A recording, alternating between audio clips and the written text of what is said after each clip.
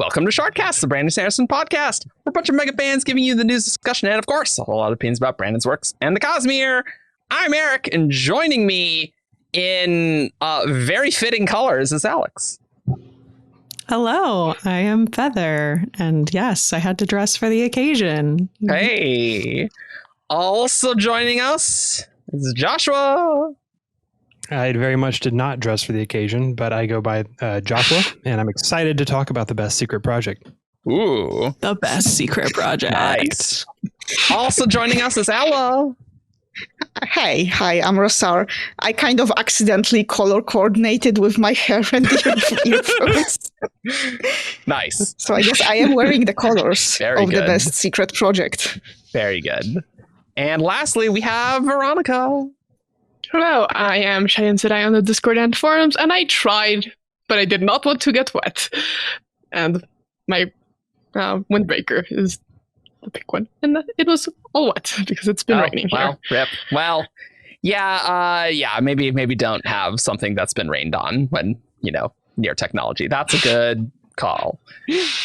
I am Chaos, and today we are talking about Secret Project 3, Yumi and the Nightmare Painter, and Alyx is so happy. I'm glad Alyx could be here because Alyx has been very busy editing Secrets in Stained Glass and was not sure if she could make this. So this is true. Yes. A bit of news. Yumi books are actually shipping in July. That's a thing. People have gotten theirs, and we're recording this on the 8th.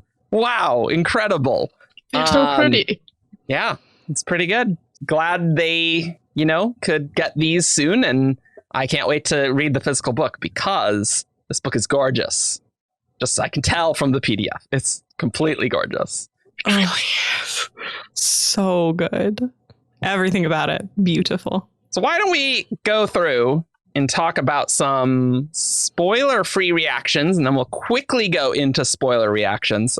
Once we do spoiler stuff, I imagine we'll have full Cosmere stuff like eventually in this episode.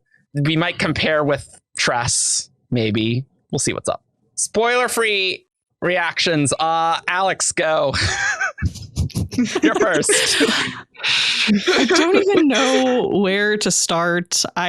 Honestly, this might be a contender for my favorite Brandon book of all time, and that's not an exaggeration, except it feels weird to say that just because it doesn't feel like any other Brandon book. So, but yeah, this book basically had everything I could ever want in a book. I loved the characters a completely normal amount. I'm very normal about both of them so much.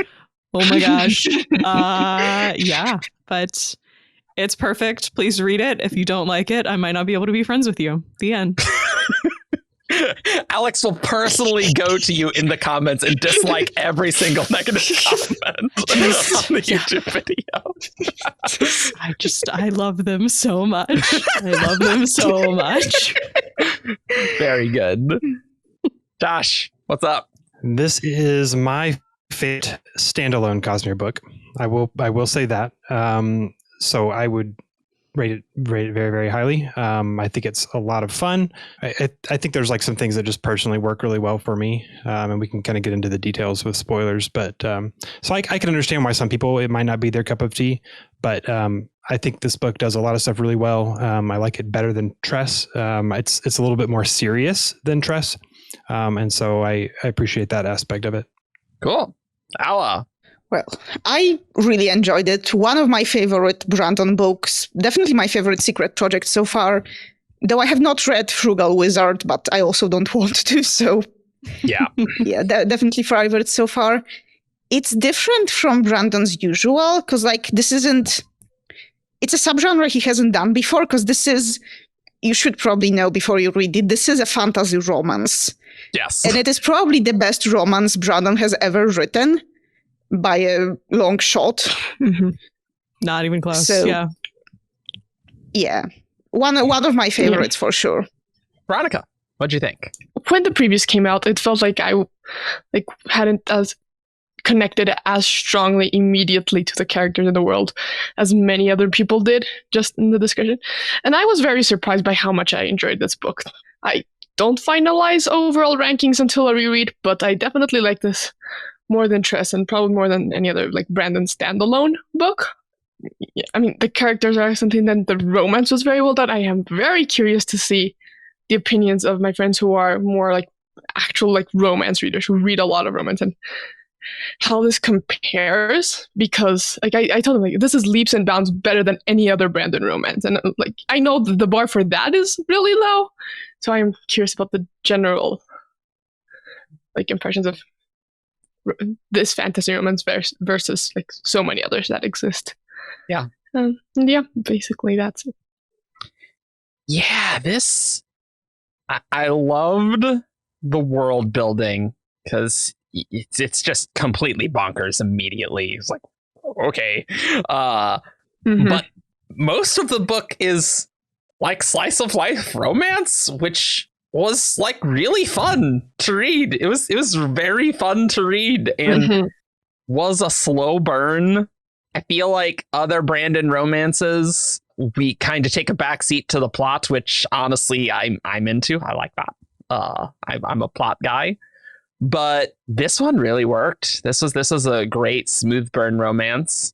I do think there's a part that maybe people wouldn't like where it takes a turn and it's interesting, which is not exactly what I expected, but I thought it was very good. I really liked this book. I think I like this book. I mean, I do really like this book, but I think Tress and this are like kind of similar to me. Like I both really like those books, but for very different reasons. So it's hard to like directly compare them, right? Because they're very different books. They are very For different. sure. I think that's the fun thing about having all of the Year of Sanderson books all in the same year. I think it's honestly too much text in a year, but you know, that's me. But if you didn't like one of the books, you'll probably like one of the other ones, right? Which is, I think, maybe what Brandon was going for because he's doing very different styles. So, Yeah. I don't know. I really loved it. I thought it was very good.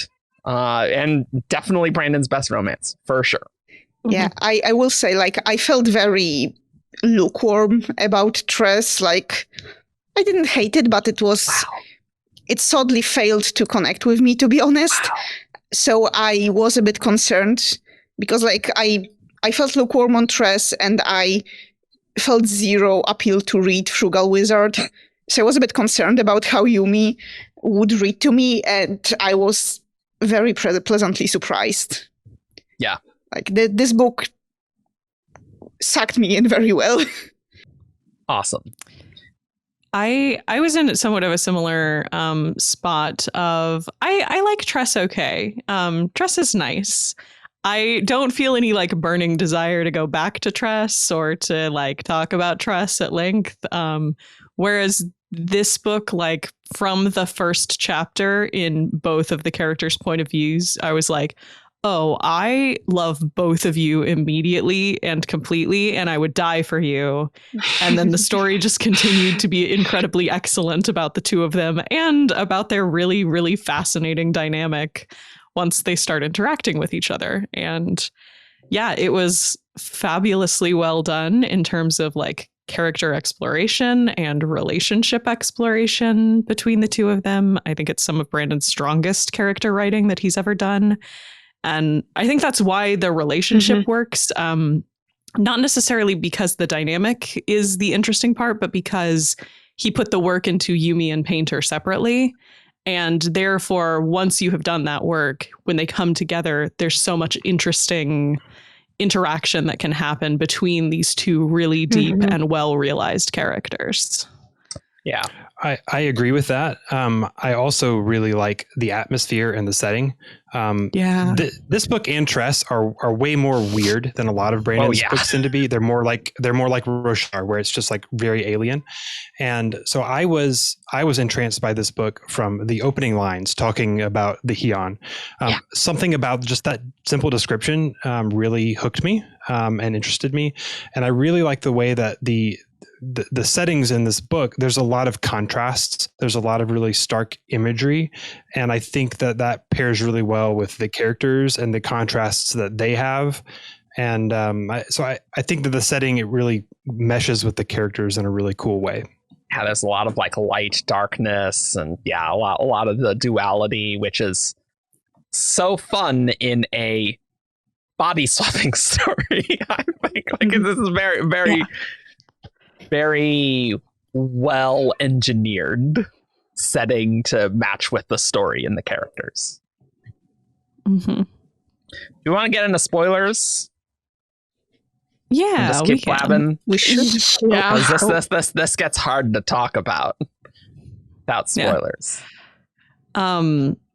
Well, I think when we talk about sort of like the premise and like the body swapping that is part of this book's plot and the two different settings that we're flipping between, I think it's fascinating how unique a lot of it feels when it comes together, because a lot of the elements of this setting and this plot are actually pretty familiar. Like body swapping stories have been done before. You know, it's a little bit of like a dual isekai where they've been yanked into a world they don't know anything about. You know, on one hand, we have a very like modern city, neon, dismal, rainy vibes, and then we have this very sort of pastoral, high ceremony on the other side. And you can see that there are very strong real world inspirations for these. You know, Brandon's talked about both Japan and Korea being setting inspirations for the different sides of the settings. But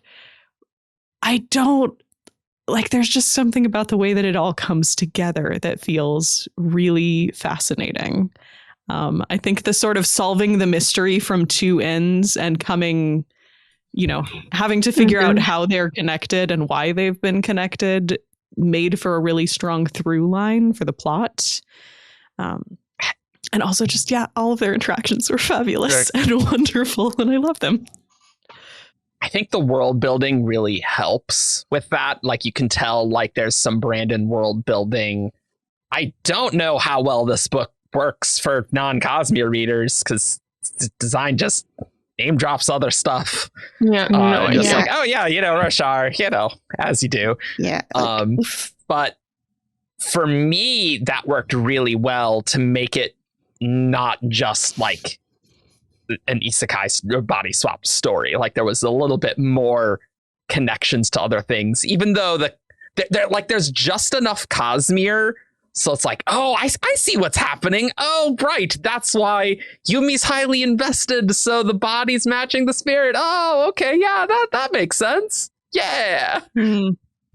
I will say actually that if I were to like complain about, like a small complaint I have, that the first part of the book goes a bit hard on Cosmere references to an extent that I don't think it really needs to. Like, for example, why do we call chopsticks maipon sticks? Like chop is not an Earth specific word, and it's just, and I think like it makes it maybe a little too. I was a bit worried that the next parts would continue on this density of Cosmere references, but it sort of evened out over time. Like you still have that Cosmere connection, but I think it's better integrated. And I'd argue like in later parts of the book, it's better integrated than like the Lost Metal integrated it. I have opinions about this. I think that you certainly could like remove some Cosmere references and like they aren't necessary for the story, but I think that Brandon's fans really enjoy them, and I think that they're very low cost to other readers. I'll be really curious to hear somebody who is reading this book for the first time without reading any other Cosmere, because obviously their opinions mean a lot more than our speculation Sure, about what absolutely. it would mean to those people. Mhm. I think that none of the Cosmere references in this book are like necessary to enjoy and appreciate and understand what's going on. Even the more intense ones, like design showing up.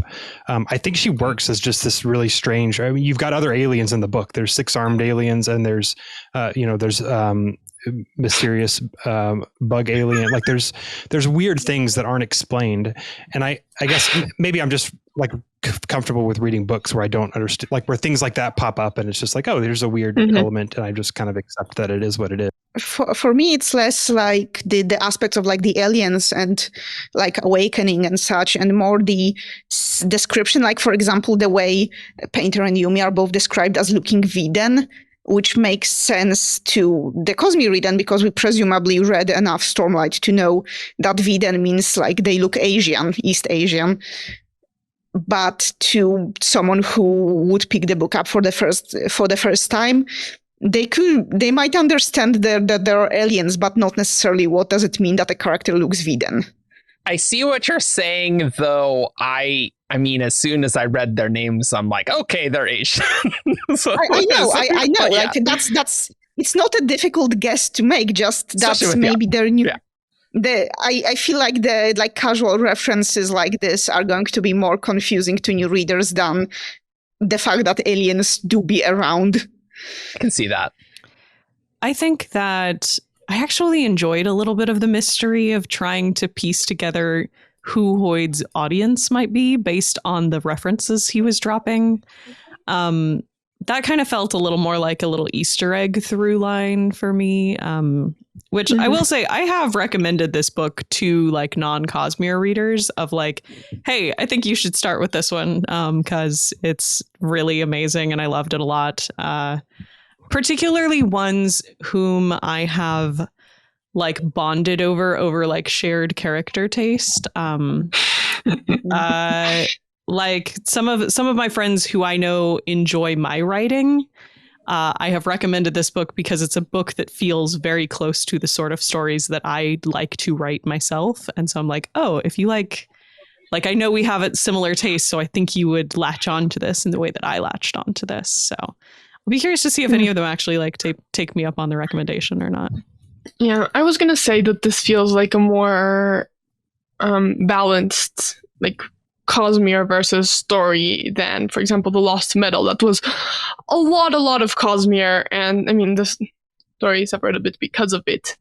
It's still very weird. It still has a lot of new stuff for Cosmere readers to dig into, but the story didn't suffer because of it. And so overall, the book, like, I do agree that it went a bit hard in part 1, but overall, I like that balance that Brandon is striking between Cosmere stuff and just the story a lot better than he achieved before, which is interesting because we found out, thanks to Peter, who was in the Discord, that this and Lost Metal were written basically simultaneously. So that was really fascinating to see.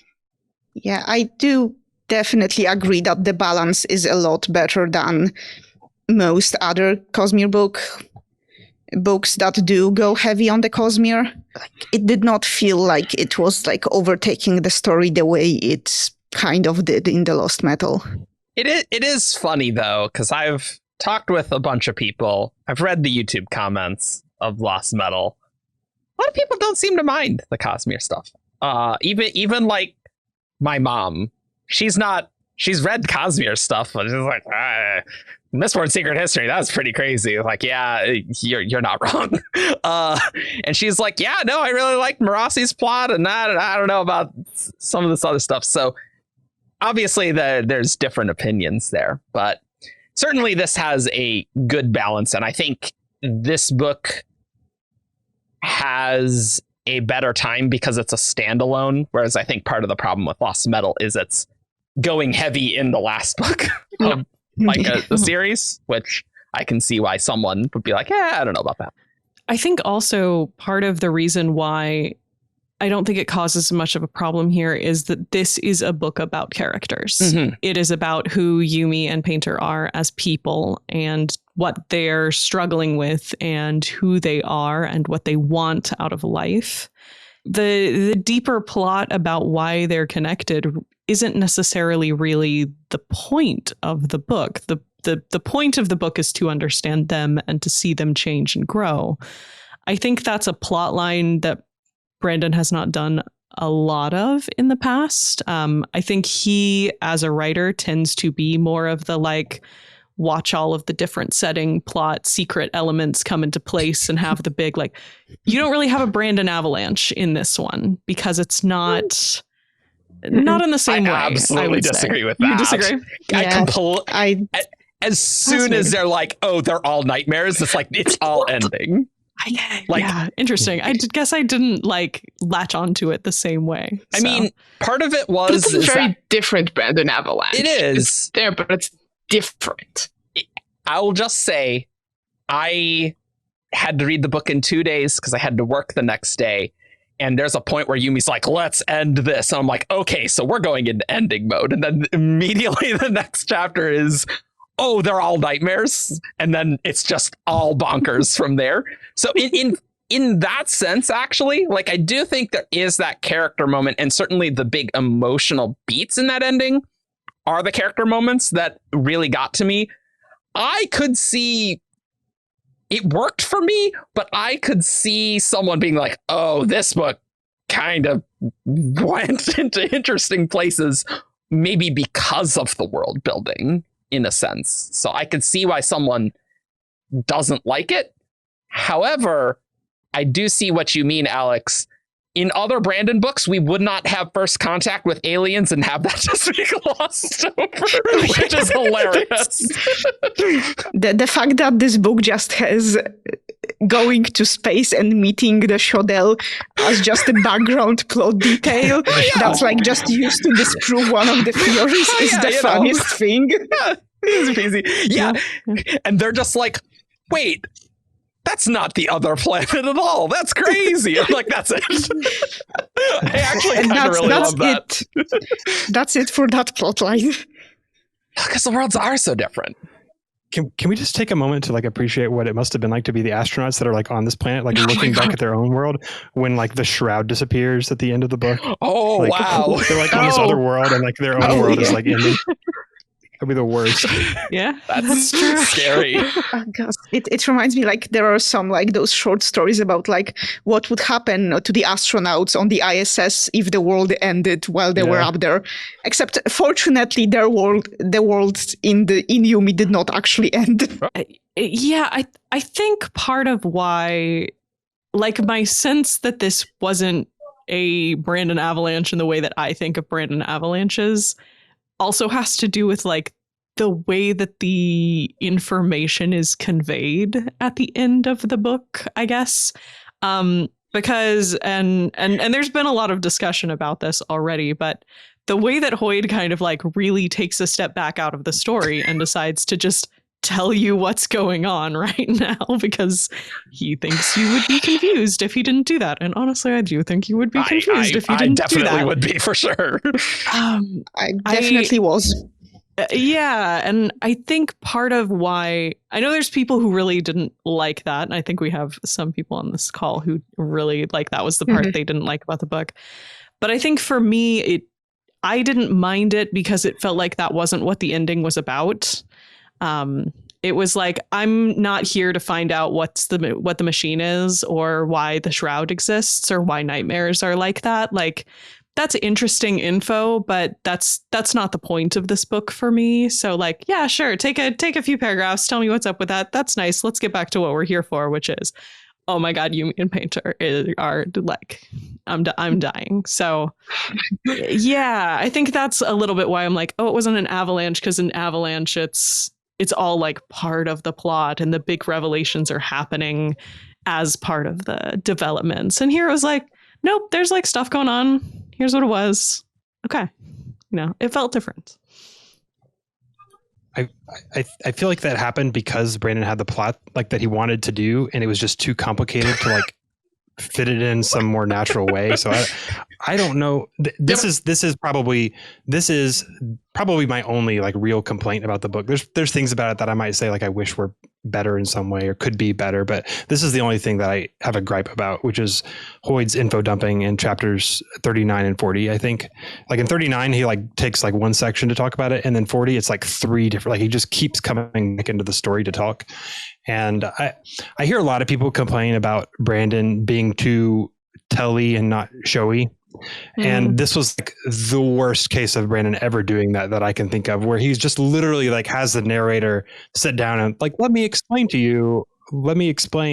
like what's happening at the end of this book, because you don't know how to like the plot. I wasn't able to like show you what's happening in the plot. So I'm just going to have Hoyd tell you what happened. And so I don't like that. I don't know exactly how it could have been fixed. I think some of it could have been tossed out because it's not the point of the story. Maybe some of it could have been, offloaded to the epilogue or another epilogue. Some of it maybe could have been like overhearing conversations with the scholars or something. I just wish that he found some way to make it work. Maybe it's just like the plot he picked to write, like there wasn't a better way to do it. But whatever the case may be, I didn't like Hoyd just telling me all these things for so long. No, I completely agree with that. It's like I haven't really had a big problem with Brandon like being on the more telly side sometimes, but it just took me out of the story, and I was like, okay, this is all fascinating information and Cosmere implications and all this,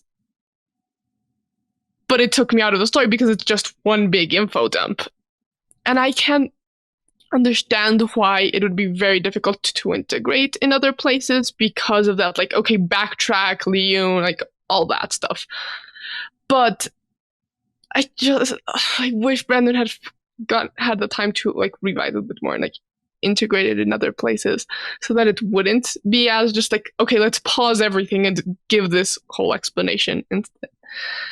Because I didn't like it, but I also can't figure out a way to really fix it. I will say like this really worked for me personally, because for one, like we had this.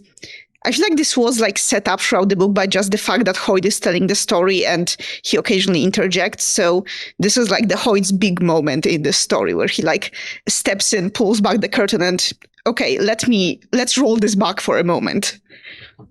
And also it's very, I guess it works for me because I've seen this mode of sort of storytelling before in video games. It's very video game storytelling because I know how many. Actually, I know only one of you here have played Final Fantasy XIV. I was literally going to bring this up. I know exactly the thing in Endwalker, right? Not just like there's a lot. It does it a lot because, like in Final Fantasy XIV, occasionally when the story wants you to know a plot point that your character would not be there for, it gives your character a power to do a flashback. Okay. Yeah, your character basically has the power to see flashbacks. So whenever they want to explain something that you couldn't be there for, because, for example, it was taking place years ago or centuries ago or even millennia, it just shows you a flashback that explains this is what happened here. And this way they bypass the need to have a character in universe have an excuse to info dump you about it. So those two chapters where Hoyd like comes in and says this is what happened, it reminded me a ton of like those Final Fantasy XIV flashback scenes. So a proposal, if I was trying to fix this, what if Yumi had like gone and like sucked on the investiture from the scholars when she's like facing off with them, and like she was able to like see some of their memories of like them activating the machine. That would probably work as well. Yeah. I don't know. Anyways. Like, I feel like the problem is that it describes a lot of like big picture scenes, because you could have a flashback from a scholar who activates the machine, but then you could also have the flashback from someone distant who sees the machine be activated. But then there's all the stuff that happens once everyone is dead and everyone who isn't is just screaming like, what the hell is going on? And I think like it's difficult to convey what happened there without someone stepping in and explaining it. It's funny that you did mention 14, but you didn't mention the thing that I was actually thinking about that this reminded me of. Final Fantasy 14 is actually remarkably Cosmere in like its world building and plot setups. I think that's why a lot of us like it. But one of my favorite moments actually is in Endwalker, where like a villain says, "Oh, I see exposition is in order," and then proceeds to info dump you, because it's a lot of like deep realmatic stuff. That's like, it's not realmatics, but it's that kind of level. And like it's played for laughs. It's a funny moment that I enjoyed. But yeah, it is something that they kind of do in their storytelling occasionally, when it's like, this is really complicated. We came up with all of the reasons underneath the hood why it works, and we're just going to tell you. So here you go. That does happen a lot in like video game epilogues. It's like the big crazy thing. It's like, okay, now you're just going to talk with like 5 NPCs. It's like, oh, okay, now I get it. Cool. Yeah.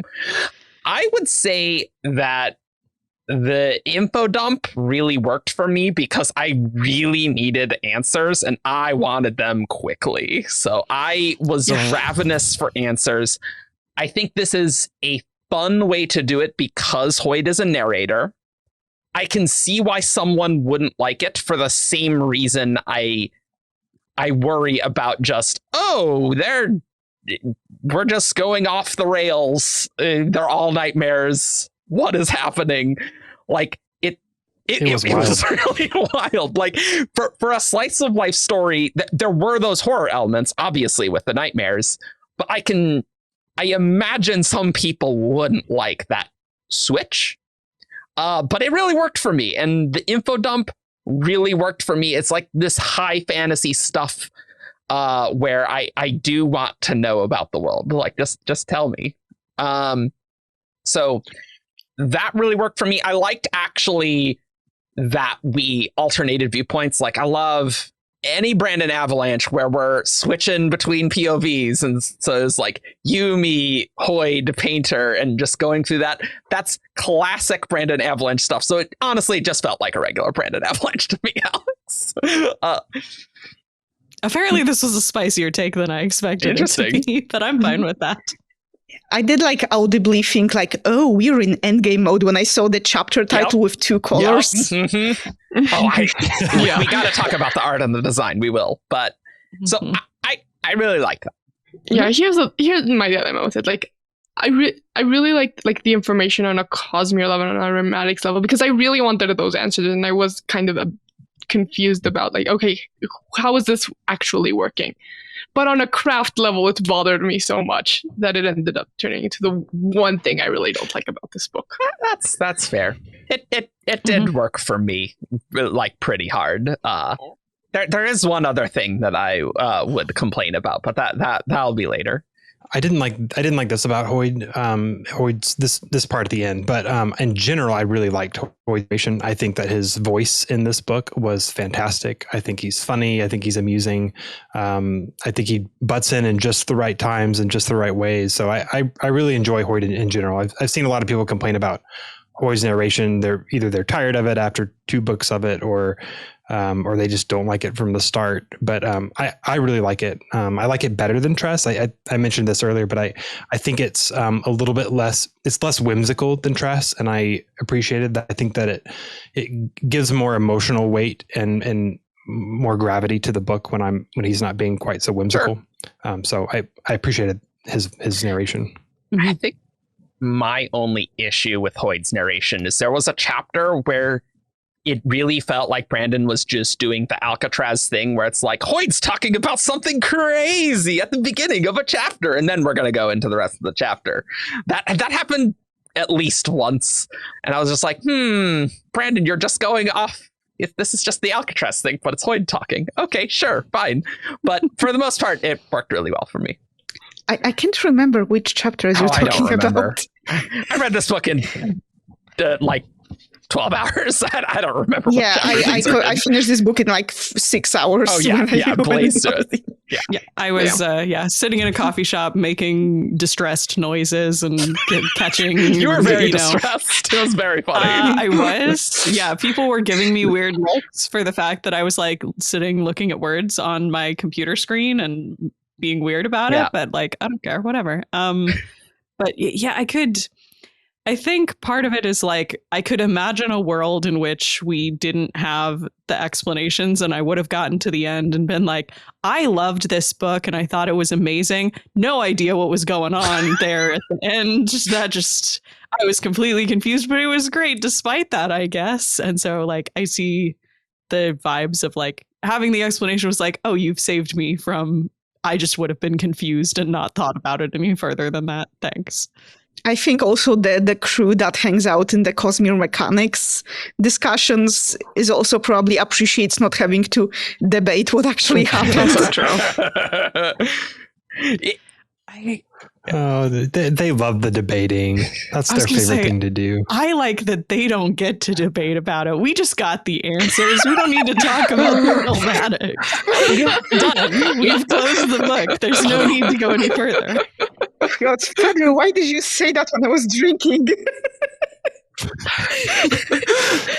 It really feels like if this was like a Miyazaki movie, none of this would be explained. It'd just be like, yeah, that's super bonkers. Yeah. But I appreciate that Brandon didn't do that because he correctly identifies that the audience demands a bit more explanation because Brandon usually explains things. And I think Brandon is correct there. Speaking of Miyazaki, how can Brandon sits there and says oh, I want a live action adaptations of these books. I think that would be superior. And then he releases a book like this that's demands. Yeah, this is just an anime. Yeah, for sure. Has to be. Has to be. Can I complain about one other thing kind of about the ending? Sure. Mm-hmm. It's actually the very end. I wish we had more falling action in this book. Right after the climax. I needed more.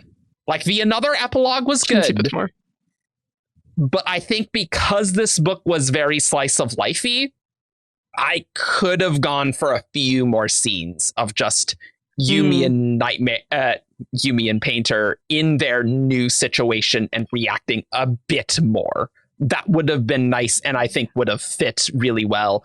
I don't think this book needed to be climax, then we're done. Right, which Brandon usually does. Usually I really like that, actually. But in this book, if I had a request, that would be my number one request of the book. Mm-hmm.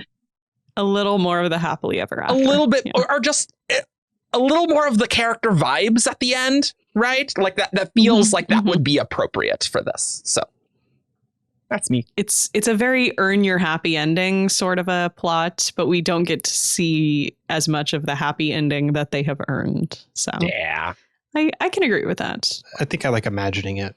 I don't know. Yeah, there's pros and cons to that, right? I wouldn't want too much more, but I'd at least like them conversing as wow, that was crazy, and just some more banter. There, I like the banter and a conversation with Yumi and Painter and then a conversation with them and Painter's friends. I think if we had two conversations and then Hoyd's narrating, I would have been 100% happy. I don't think it needed any more than that. Where they have to explain that she's not actually his sister and actually they're deeply in love. That'd be so funny, it'd be really funny. I admit, for me, I have fun imagining the moment where Painter's parents arrive in the city to make sure their son is okay, and all the Painter's friends are asking, where were you hiding this cool sister? And they were and they are what? Since when do we have a daughter? What are you talking about? Yeah.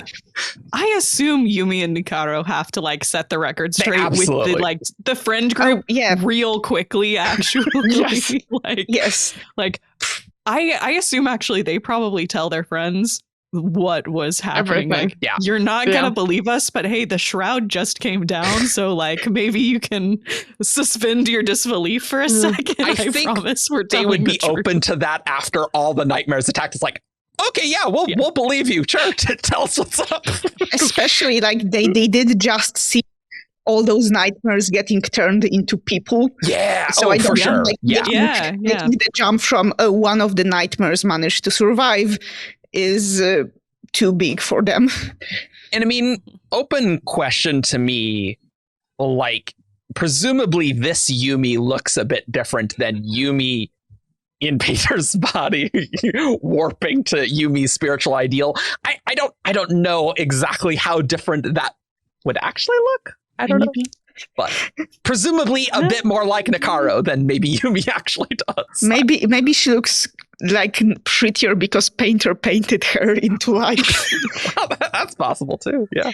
And speaking of like Yumi being painted by painter back to life, let's talk about that artwork. Because holy hell, this artwork! Good.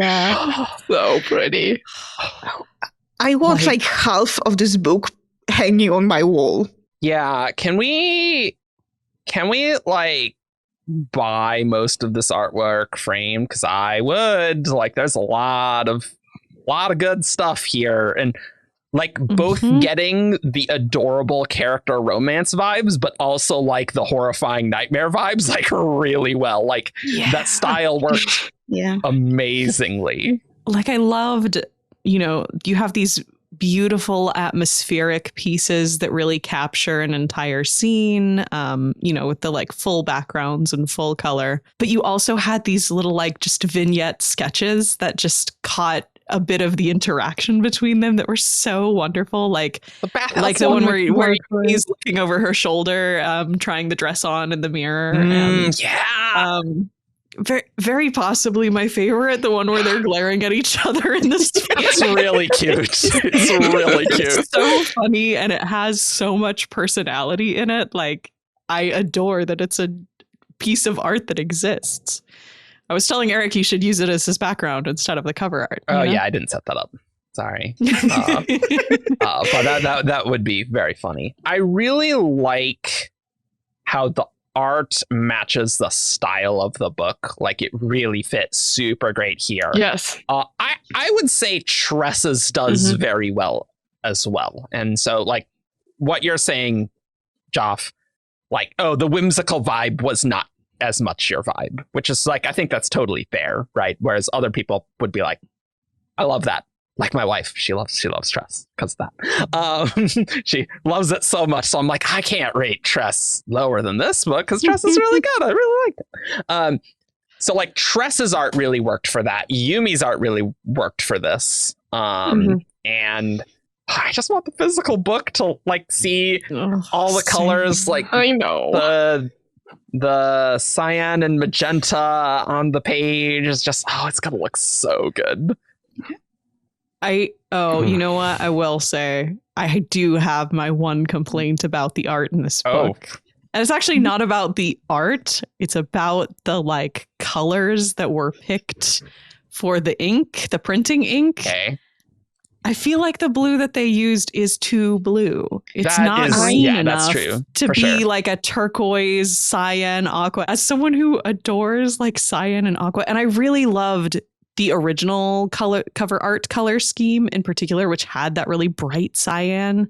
I did miss it a little bit. I think Peter said it was too light to show up in printing, but I'm like, you could do a darker turquoise. You could have still had more green in that blue. It's a minor thing, but I was like, that's my color, and they didn't quite get it. They did it more like true blue instead. Okay, fine. I mean, I like more true blue, so it works great for me, but it isn't what the book describes, and I did recognize that. It is true.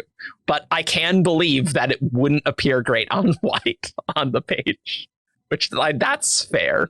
Presumably, they tried it, got approved, and they're like, we can't do it, guys, and we have to pick a specific color. Yeah, I do remember hearing something about that. It was the colors had to be picked for like accessibility or something related to that. That's valid too. I also like speaking of the cover.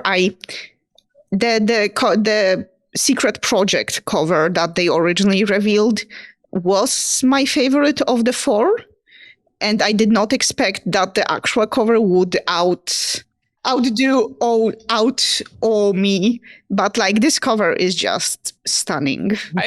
I'm looking back at the original Secret Project 3 cover.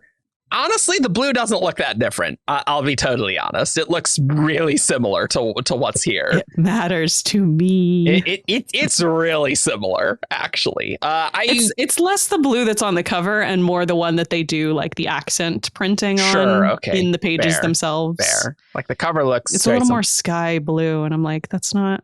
I need more green in that, please. Are you ready for a hot take, guys? This will actually probably get me flamed. Okay. Not my favorite cover. Whoa. I don't really like this cover. I know, crazy. I don't really like the original Secret Project 3 cover. Like, I realize it fits with what the book is. I don't like that cover. I don't love this cover either. That's my hot take. We can't all have good takes. Yeah, that's fine. That's fine. But we all got to be wrong sometimes. That's fine. That's fine. Is it just general vibes of it or something specific? I don't know. It's just not my fave cover. I don't really know. I'm not good enough at art to be able to describe why I don't really like it. Like it definitely gets the vibe of the duality with it, which like I do appreciate, but I don't know, something about it's just not working for me. I don't know what could be better because you really do need to show the duality vibes. So I don't know, but hey, I do really love the art. Like you can just stare at it more and more and just be like, wow, this is amazing. Beautifully painterly. Oh, quick shout. I love the chapter, like the drop caps at the beginning of each chapter being like a paintbrush of each color. Right? Oh man, I appreciate this. These books are gorgeous. This is the one that I'm most excited to see in my hands, and I think I'm actually gonna do an actual unboxing for that one because the other secret projects, whatever. Also, I got Tress really late, like everyone, so it's like it didn't even matter. But this book will come out on time, kind of, and so unboxing might be actually relevant to some people. So I think Alyx might die if we don't talk about characters. So why don't we get into characters and why you love each character so much? And so I'll see you in a half hour, guys. Yeah. I will try not to go too crazy, but I really could talk about particularly Yumi and Nikaro for just hours if you let me. Part of that is because I mentioned at the top, they remind me a lot of characters that I've written. And for those of you who have seen me talk on 17th Shard, I care a lot about the characters that I write in my stories. Both Yumi and Painter like really hit me in a place that I was like, I immediately understand exactly who you are as a person, and I'm so interested and sympathetic to the situation that you're in. I recall when I started the book, I was worried actually about how people would react to Painter, because he was a character I latched onto immediately, really hard, like to the extent that I have latched onto like Renarin Colon as a character. Like that was the reaction I had to Painter. And people who know me know that that's a big deal. That's a big deal. But I was really worried that people were going to be like, oh, he's like a loser and he's really cringy and I hate reading his point of view because he's like actually hated it in the previews. Hated. Yeah, he's like this loner emo kid who thinks he's so cool. And I was like, no, you don't understand. He's suffering and it's all his own fault. Cool. And you're just like, he's just pretending. It got me real good. I will say, I think like the most common reaction I've seen to Painter was, he's just like me for real. I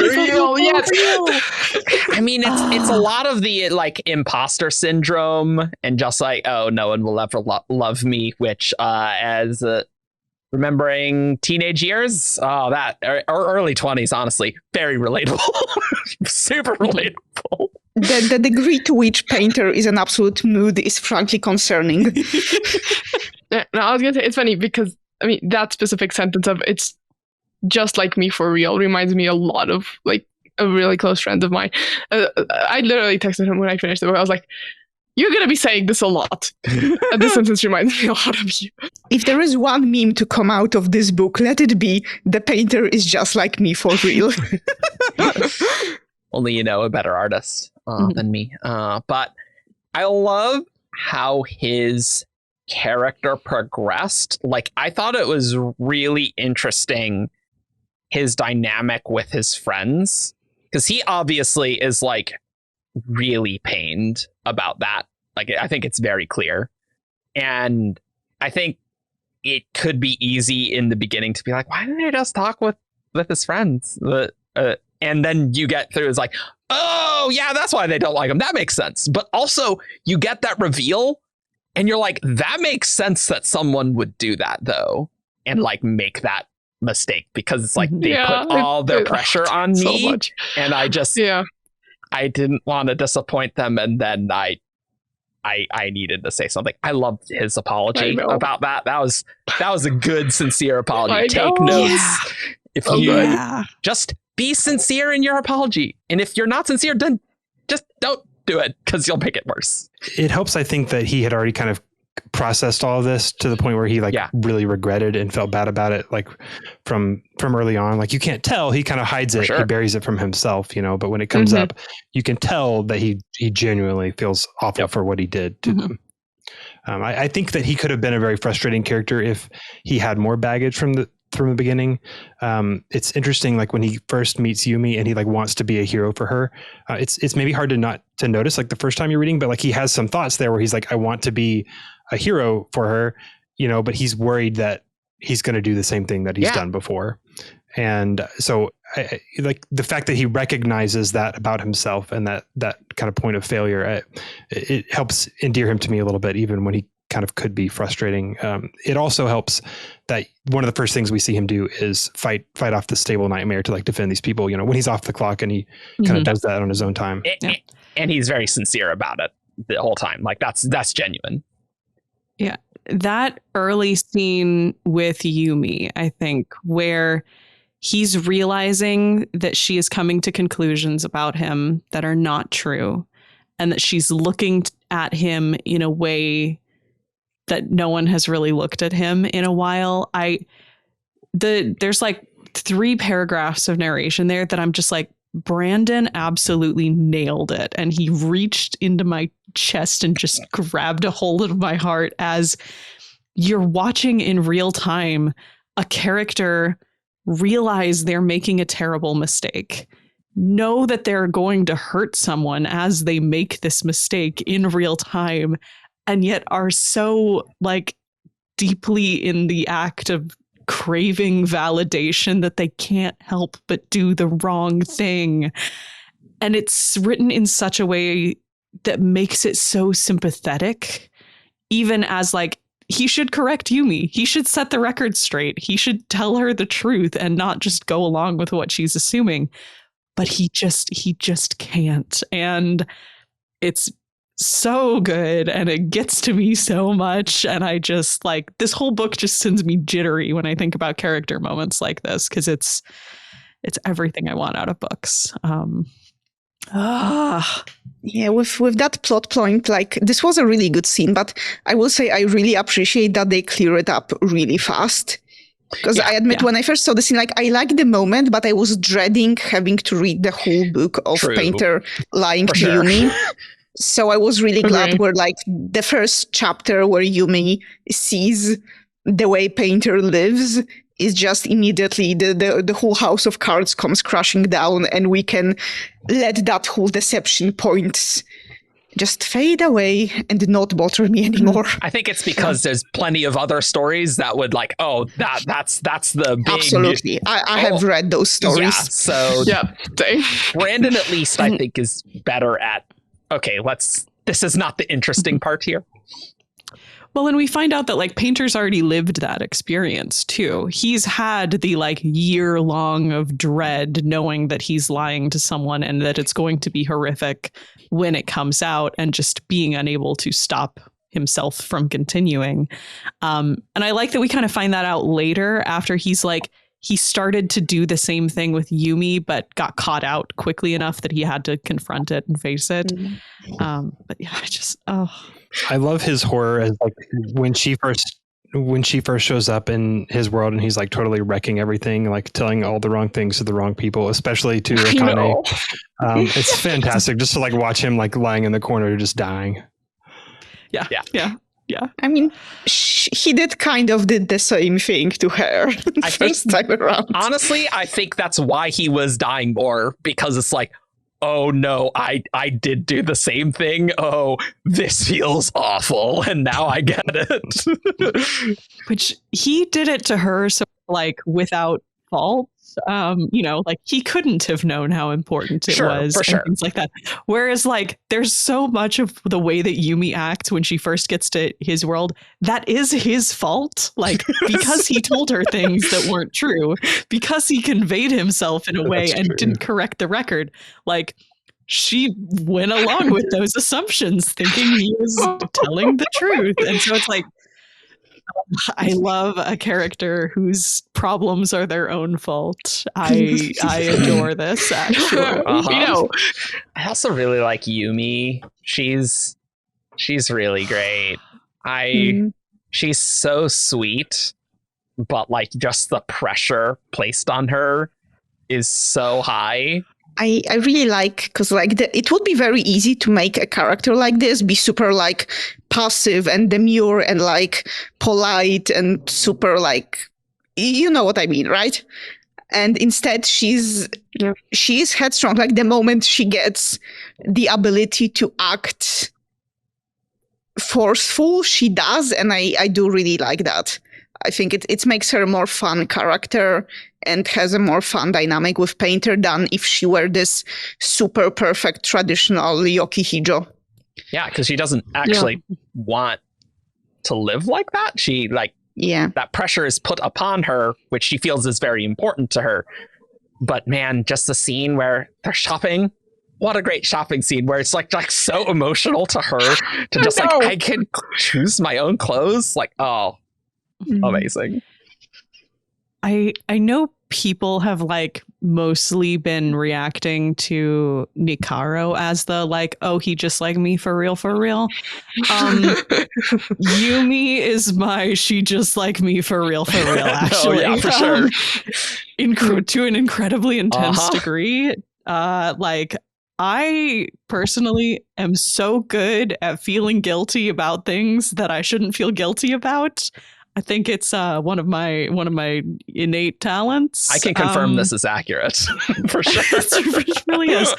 And I think that's why it's something I love to see explored in characters taken to extremes of just characters who feel this awful guilt that they're not enough, that they're not doing, that they're insufficient for having the most human of flaws or the most human of desires, like not even a flaw, but, seeing something as innocent as wanting to have a day to be normal as like a moral failing that you need to overcome and be better. And the amount of pressure, there's something about a character who is in a pressure cooker from their society, but then has taken and internalized that to the point where they are putting even further pressure upon themselves.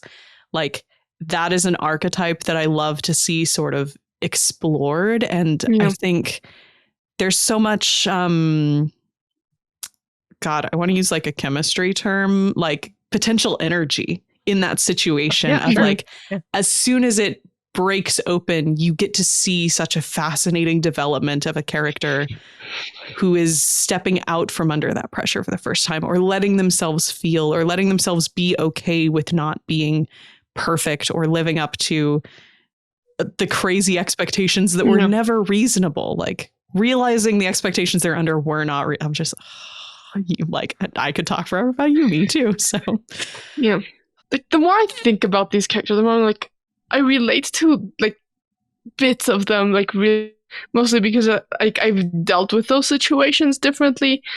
Like those high expectations and the pressure, that's definitely true. And then IB beat most of that out of me. Like it forced me to deal with it. But I see it all the time in my sister.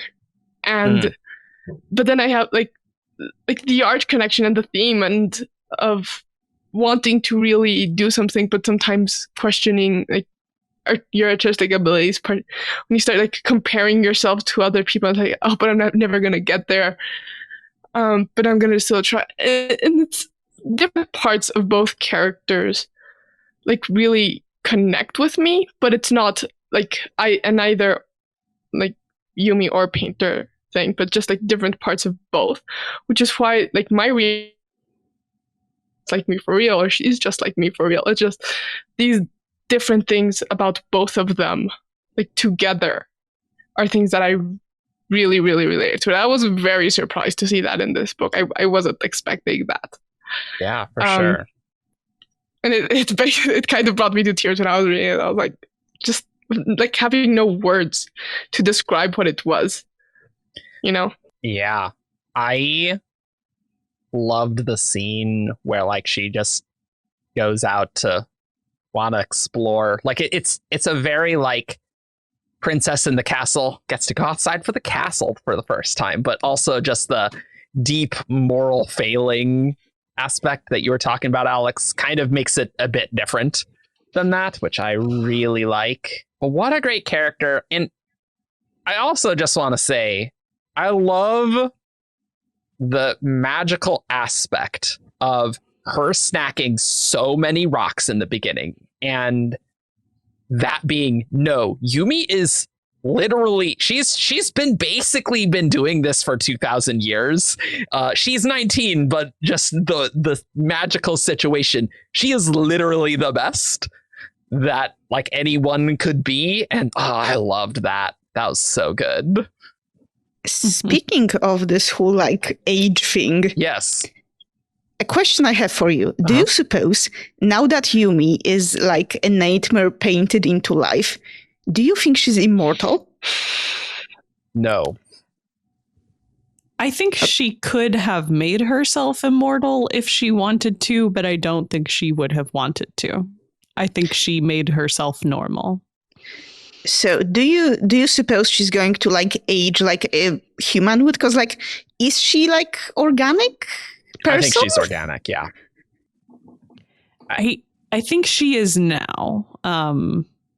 I think what's happened with Yumi is like, you know, like all of the people in Torio got turned into nightmare soup, which can be, you know, turned into other things and mimic people. But like, because she was had such a strong sense of will and also had her own innate power, was able to sort of form herself out of the soup as it was going away. And I think has sort of locked herself into who she is now. I wonder if she's still as highly invested. I don't know. I assume like at least some of the investiture would have to go into like soul casting the soul soup into a physical body. Yeah, converting it into like actual mass. But I don't know. Investitures can do a lot, so that's probably fine. Maybe a little less invested. But no, I think she's going to age in as much.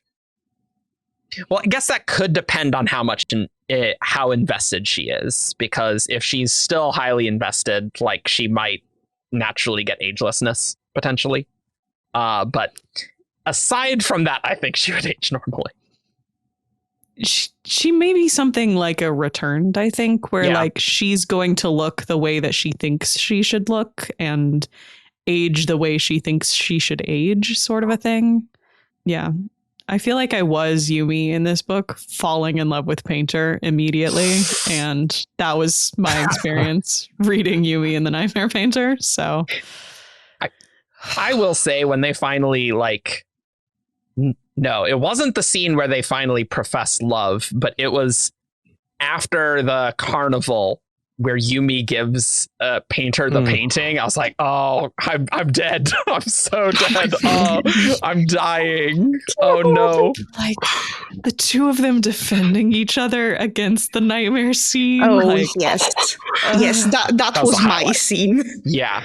That was my scene of like, I love them and I love them together. Yeah. There's so much fun in their early days too, when they're like being combative but can't get away from each other. So like they have so much chemistry right there from the start, even when it's a very like rivalry. We have to work with each other. I don't like you. And, you know, both of them completely frustrated with each other. It's like delightful. So delightful the whole time. Such a good slow burn until you get to that carnival scene, and then where they're defending each other and the painting. Oh, so good.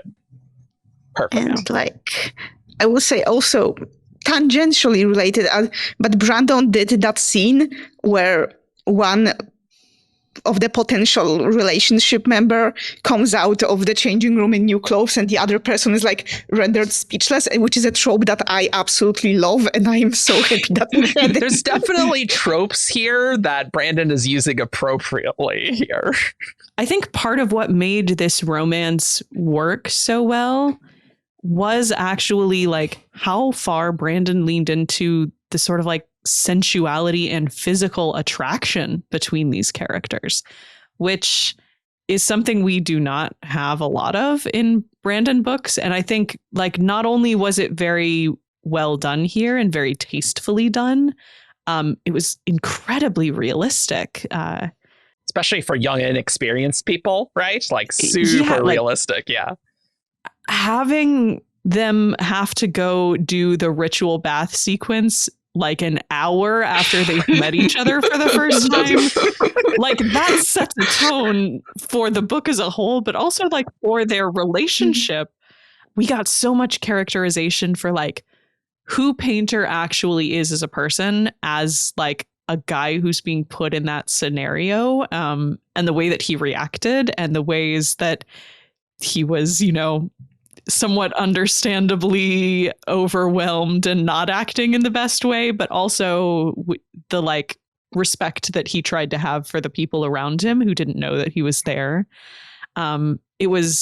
We got to see a lot of his values and what's important to him in the midst of, before this, Painter's tried really hard to convince us that he's not like that good of a person and that he's the loner type. He doesn't care about people. He doesn't need friends. And it's like, okay, but when push comes to shove, like you're trying to avert your eyes from the attendants because they don't know you're there and you want to be respectful for that. Yep.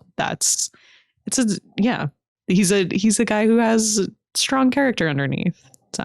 He was also, you know, a teenager or or early 20s. I think it's a little had some very 19 young teenager-y reactions that were very realistic. Very realistic for sure. He's trying his best there. He was not a paragon of virtue in the scene, but you could tell he was really trying his best. As if most people could be a paragon of virtue. Come on. I like how he eventually like starts to peak and he realizes that Yumi is like staring at him.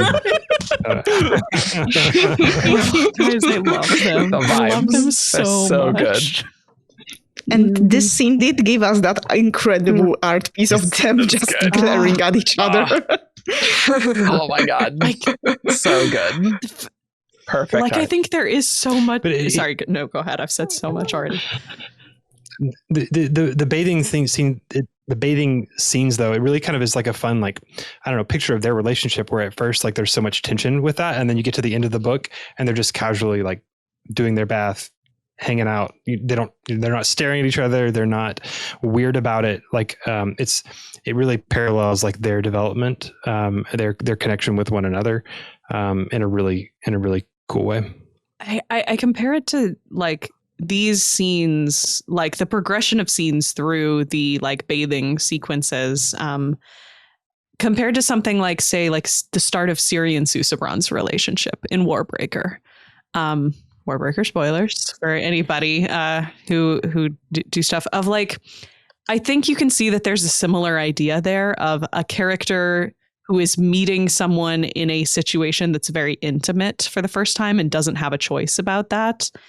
But I think the way that sort of Painter and Yumi react to it, it can be such a fascinating foundation for a relationship to have that become normal so quickly before they really know each other very well, just because they don't have a choice and they both just have to get through it and try to make the best of it. And I think like a lot of maybe what I felt like was lacking or felt awkwardly done in Warbreaker around those topics.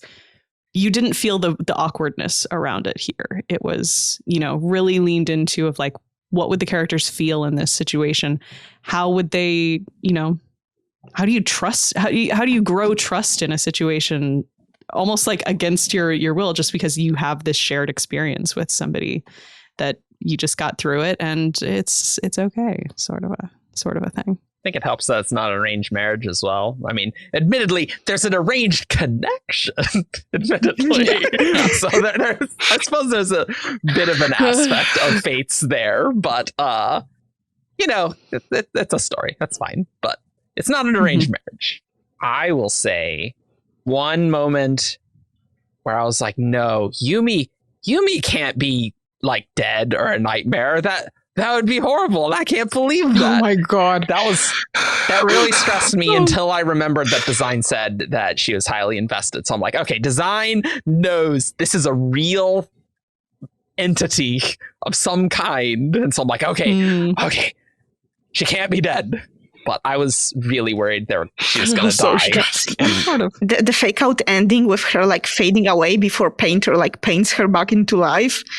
It was so I genuinely believe for like a page that he's going to kill off one of the love interests in the story. This is maybe my favorite fake out death that Brandon's done. Yeah, probably. So many thoughts.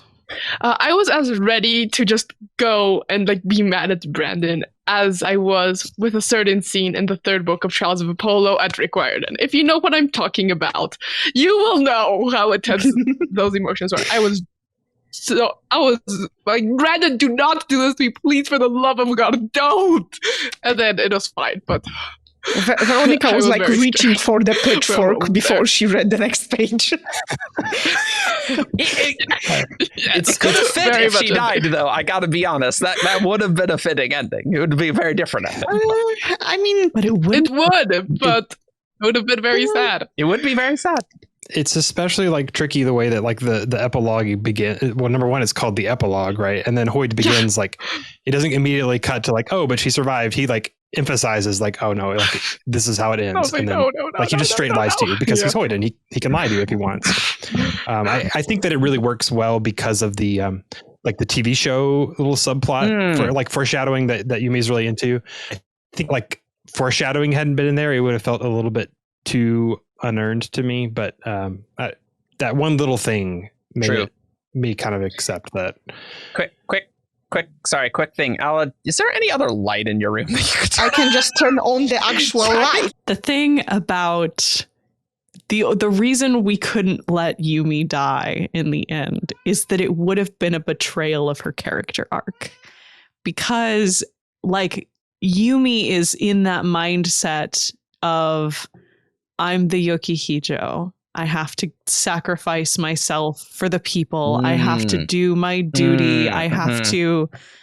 It's not about what I want. I've made my peace with the fact that Painter and I can't be together, and it was always going to be something brief. And you can see that she sort of starts leaning back into that like duty before all, smothering her heart sort of mindset, and she's ready to sort of fade out with the rest. She's saved everyone, it's their time to move on. And I love that it's sort of Painter telling her like, no, you can make the choice, you're allowed to have a life if you want a life.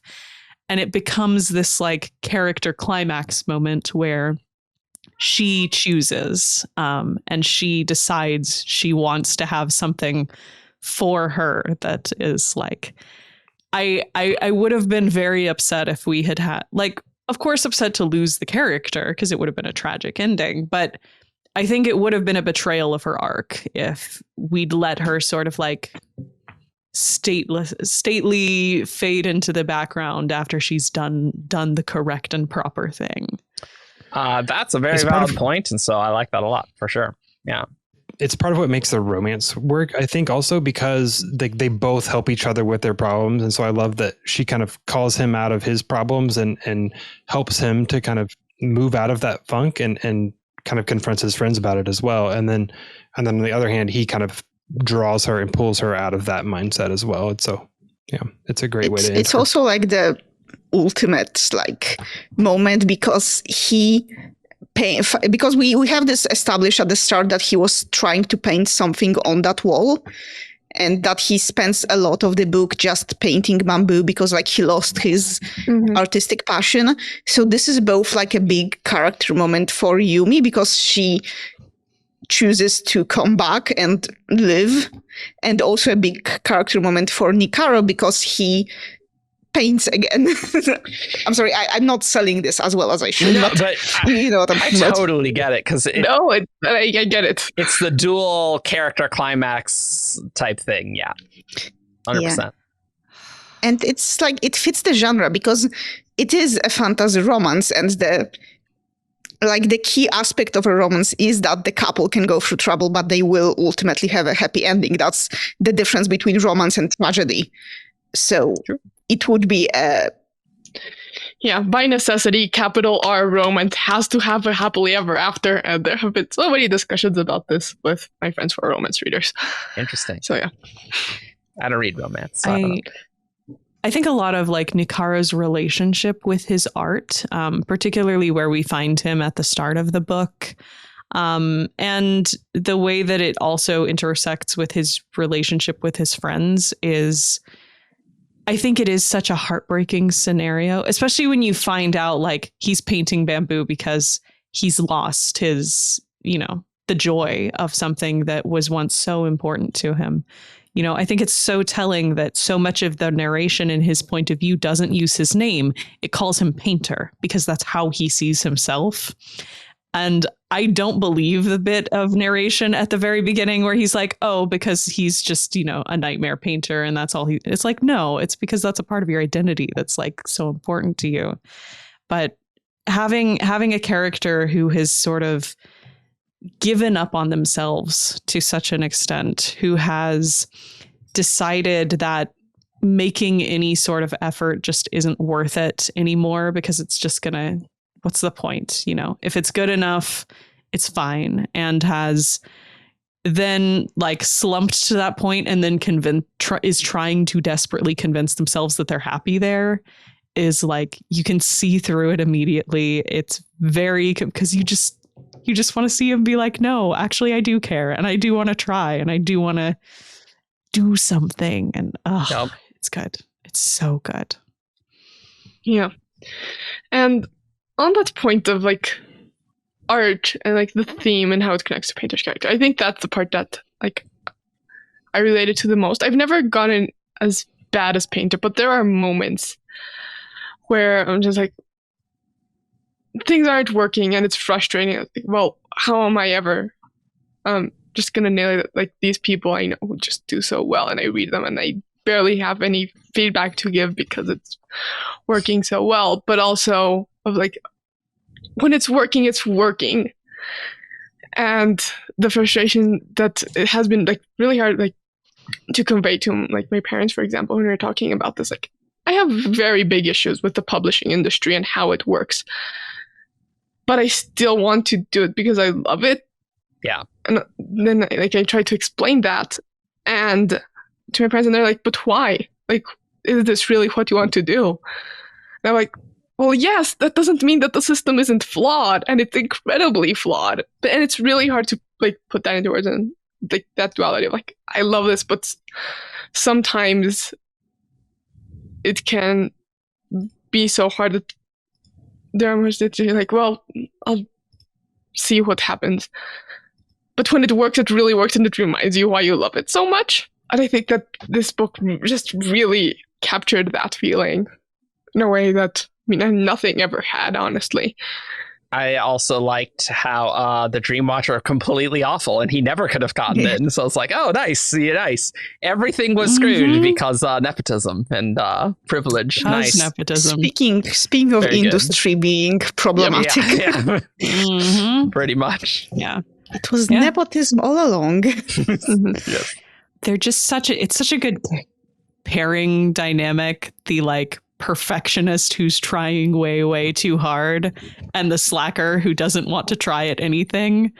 And the way that Brandon has set up the plot so that they are literally tugging each other in the same direction in the it's like it's good. I couldn't love it more. I could not. Yeah, it's really strange. I'm sorry I've been on this point a lot. Because like there are so many of like those like very like perfectionist tendencies that I have. I mean, I am the person that will stitch an entire skirt by hand because I want it to come out well, even if a sewing machine will make it so much easier. I mean, things in like life and that's like, well, I can't be that perfectionist all the time. And then sometimes it slides to the other direction. And so finding that balance between both things, it hasn't been easy. And I think that, I mean, this book, again, it captured both of those like sides like so well, which is why I don't think that I can relate to either Yumi or Painter like completely, like the most, like many people do, but just like this like gray area between both of them and like a bit where they are at the end. That's hit me so hard. Speaking of characters everyone loves, what about Leon? So well done. So well done. It was very interesting because obviously you hate her, right? And obviously Painter just like standing up for Yumi and just like, screw you, Leon. But also, Leon's not evil, right? Just that's just not she's perpetuating a system that I would say is bad. Sure. And is like evil to an extent, but she is like, she's so wrapped up in this system that she does not realize that what she is doing is, you know, to her it's normal. Like not even normal. It's the way it should be because everyone else is giving up on this traditional way of things. Which, by the way, I really loved this, like the reveal that Leon is the one trying to like preserve the conservative way of doing things, because it's such a, well, I was lucky enough that I didn't have to go through this to such an extent, but I imagine there's a lot of people like this who are raised in this super Sure. like traditional conservative environment, who then go out and realize that the world outside has moved on from that.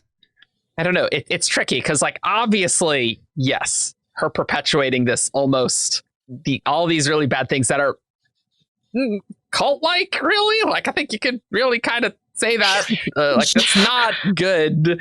But at the same time, when Painter / Yumi like stick up for themselves, Leon like isn't awful about it. Like it is, she which does is have like it's just a phase response to this. Sure, but like I was worried that Leon was like going to turn them in and like imprison them, which was what Yumi feared, and that did not happen, right? Like that didn't happen at all. So it just didn't turn out the way I thought it would, especially that, you know, she's a nightmare. I do think cool. Like her response was still felt really demeaning towards Yumi, to me at least. Like she was not nice about it. Oh, sure. Like I'm pretty sure like the way, like I think Painter is the one who points out that she also has a stake in Yumi not being in prison. Yeah. I'm not as forgiving of her as Painter is. I think that she would have turned Yumi in eventually, like if it went on too long or something. I don't.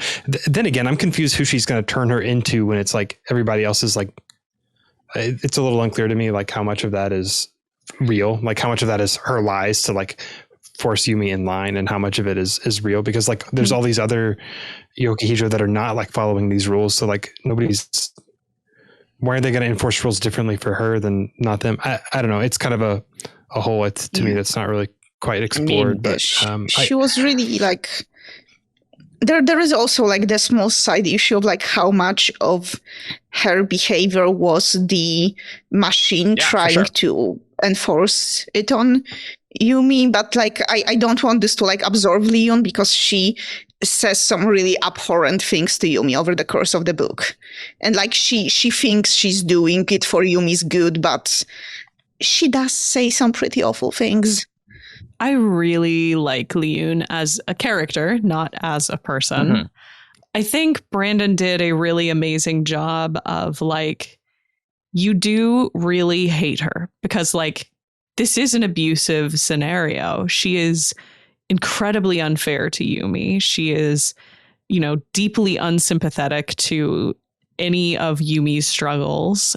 And yet, I think what we start to see about Liyun once Painter has come into the picture, it doesn't make her sympathetic, but it makes her understandable, is how I would put it. Painter has a really good line about like, he can tell that Liyun is someone who drinks her own poison. And it's like, yeah, that's she's not doing this to Yumi because she just wants Yumi to suffer.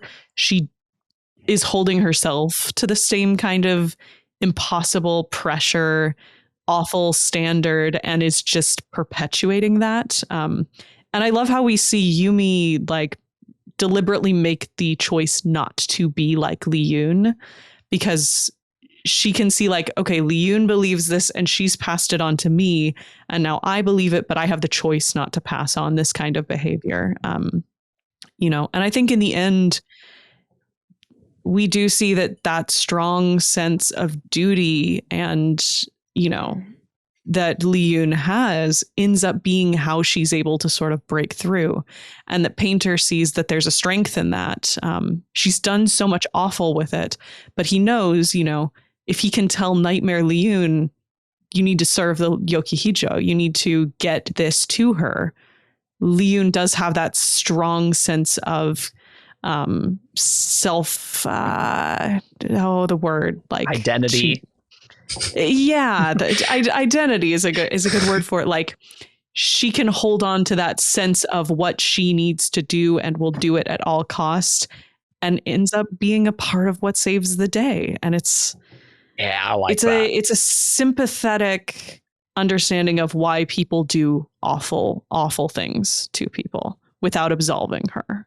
And it reminds me a lot of like the whole situation with Abuela in Encanto. And like the standard she holds like to her family, but also to herself. Like you see that without getting into too many spoilers, it's there, and it gets back to that toxic perfectionism of like, I have these standards for other people, but I hold myself to those high standards, and that just has this like effect on all the future generations that somebody has to break out of. And like, if you want to go more into that, Cinema Therapy has a great episode on Encanto where they talk about like how those standards affect community and affect like through generations, and it's a very different kind of antagonist that's become more prevalent, and I think it's important to talk about because these are things that real people experience. There are lots of people who like, or their families, or they do it themselves, like they hold themselves to these standards, and it can get into a very toxic mentality. And so I like the representation of these different types of antagonists that aren't just objectively evil, or I mean, it feels very different than many other of Brandon's books too. This book really doesn't have like a central antagonist. I guess like Liyun is probably the primary antagonist. You know, the machine is behind the scenes, right? But you like during the book, like Liyun is kind of the main antagonist. The scholars to a small degree, you know, but the setting not really... is the antagonist, really. Honestly, Yukaro is his own antagonist. Well, Yukaro's also his own antagonist for sure. This delights me about him. That's the interesting thing, though, is that like the characters are both like Yumi's kind of her own worst problem too, because she's so, you know, fixated on like her responsibility and her duty. And Liyun is a really good foil to that, where she's kind of the same way. Yumi got it from her, but she's able to kind of if there is anything in her that wants something different, she stuffs that down. Whereas Yumi, you know, just can't do that. So I don't know. She's an interesting foil to Yumi, I think. This is a small thing, but one little tidbit. When we first meet Liyun, she's wearing like an all black dress, And then in chapter 6, when like Yumi's in her wagon and she enters the door and she looks up and Liyun is like just a shadow in the door. Really? And I thought it was a really cool like foreshadowing that Interesting. Liyun is the stick. Because in between those chapters is when that. Nikaru like faces the stable nightmare, and so that's a kind of a fun. Oh, that's cool. This book is rereadable for sure. I will admit, like my thoughts on Liyun don't go as deep as you all's. My basic thought on Liyun is like horrible person, cool monster. I mean, I thought that was a really cool reveal. It's like, oh, Liyun's like hunting Yumi specifically. I'm like, oh, that's pretty sweet, actually. Like, I really dug that. Yeah, I really love that we tied the stable nightmare into the plot. It's not like some overarching evil cackling villain. It's actually just Liyun trying to get her girl back. and Painter using that, which I did think was very cool. That like she's awful, but there's humanity in there, even as she's awful, but she's usefully awful. Yeah. Fascinating character. I love the way that Painter in particular is the solution to a character like Liyun in a way that Yumi, I don't think ever would have been able to break out of this sort of like cycle that she was in. She just doesn't have the ability to be irreverent enough in order to push back in the way that like half measures wouldn't have worked on Liyun. She's too good at sort of shutting down dissent and keeping control of her situation. You need someone like Painter who doesn't care if he's going to make a scene. In fact, maybe enjoys making a scene a little bit as he breaks the rules and throws tradition out the window and sort of is able to revel in the outrage that he causes a little bit. And like, I love how you see that Yumi is like horrified because it's her worst nightmare. Ha ha ha. But it ends up being the thing that she needed because Liyun does give concessions. She does go along with like, okay, you are the Yoki-Hijo and I do have to do what you say. And she finds out about things like the reform movement that she never would have, like Painter and who he is as a person was the answer to a situation that Liyun had set up against them. I will say that earlier description you gave, were you talking about Nikaro or were you talking about Dear Venture? Okay, listen. Okay, I've been trying really hard not to mention my own characters, but there's a lot of similarities between Nikaro and Dear, and I love both of them. Watch Secrets in Stained Glass. Synergy, same channel. Please watch Secrets in Stained Glass, everybody. And I'll put a thing in the card. Boy. Alyx has put a lot of effort into things. I have. I feel a lot of things. And Nikaro tapped into a well that had already been dug really, really deep. So really deep. Yes. Alyx, you said something that reminded me of a cool like theme. I noticed that there early on it's mentioned that like the people of Kill-Hito like basically just like avoid the nightmare. They pretend the nightmares don't exist. Like they don't build windows like facing out, or they just like want to like pretend that they're not there. And the painters just have to deal with it. And so I love this idea that like these people are like trying to ignore the nightmares. And like when you look at Painter and Yumi, a lot of these characters, like they're kind of doing the same thing, right? Where like this nightmare of their own past or their own kind of life, they're just sort of avoiding it. And so I thought that was an interesting little insight to an interesting parallel that Brandon wrote into who those characters are. Talking about some of the characters on Painter's side with his friend squad, who are not really his friends anymore, but I really liked the way that these, like, you can kind of talk about these characters as a group. Like I have feelings about all of them individually, but what they are sort of as a unit to Painter, I think is really fascinating. Because we see them from the outside and we can see the way that he's warped his perception of them of like, they're the popular kids. They're mean and they don't care about people and they're just rude. And like he has to kind of convince himself that he wouldn't want to be friends with them anyway. And then as Yumi starts to interact, it's like, oh no, actually they're kind of wonderful and they're nice people who have a reasonable objections to the way their friend lied to them for an entire year and betrayed them. Yeah. Akane was amazing. Oh my god. Like you mentioned the shopping scene already, but like girls taking care of girls, it was done so well. I love how Brandon put in a gym bro.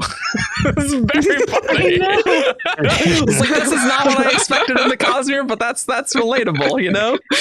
Every friend squad has the gym bro, the strange obsessed with paranormal girl, the fashionable girl, the interdimensional alien. Yeah, the bug monster. Yeah, every friend group. Yeah. It's required by law.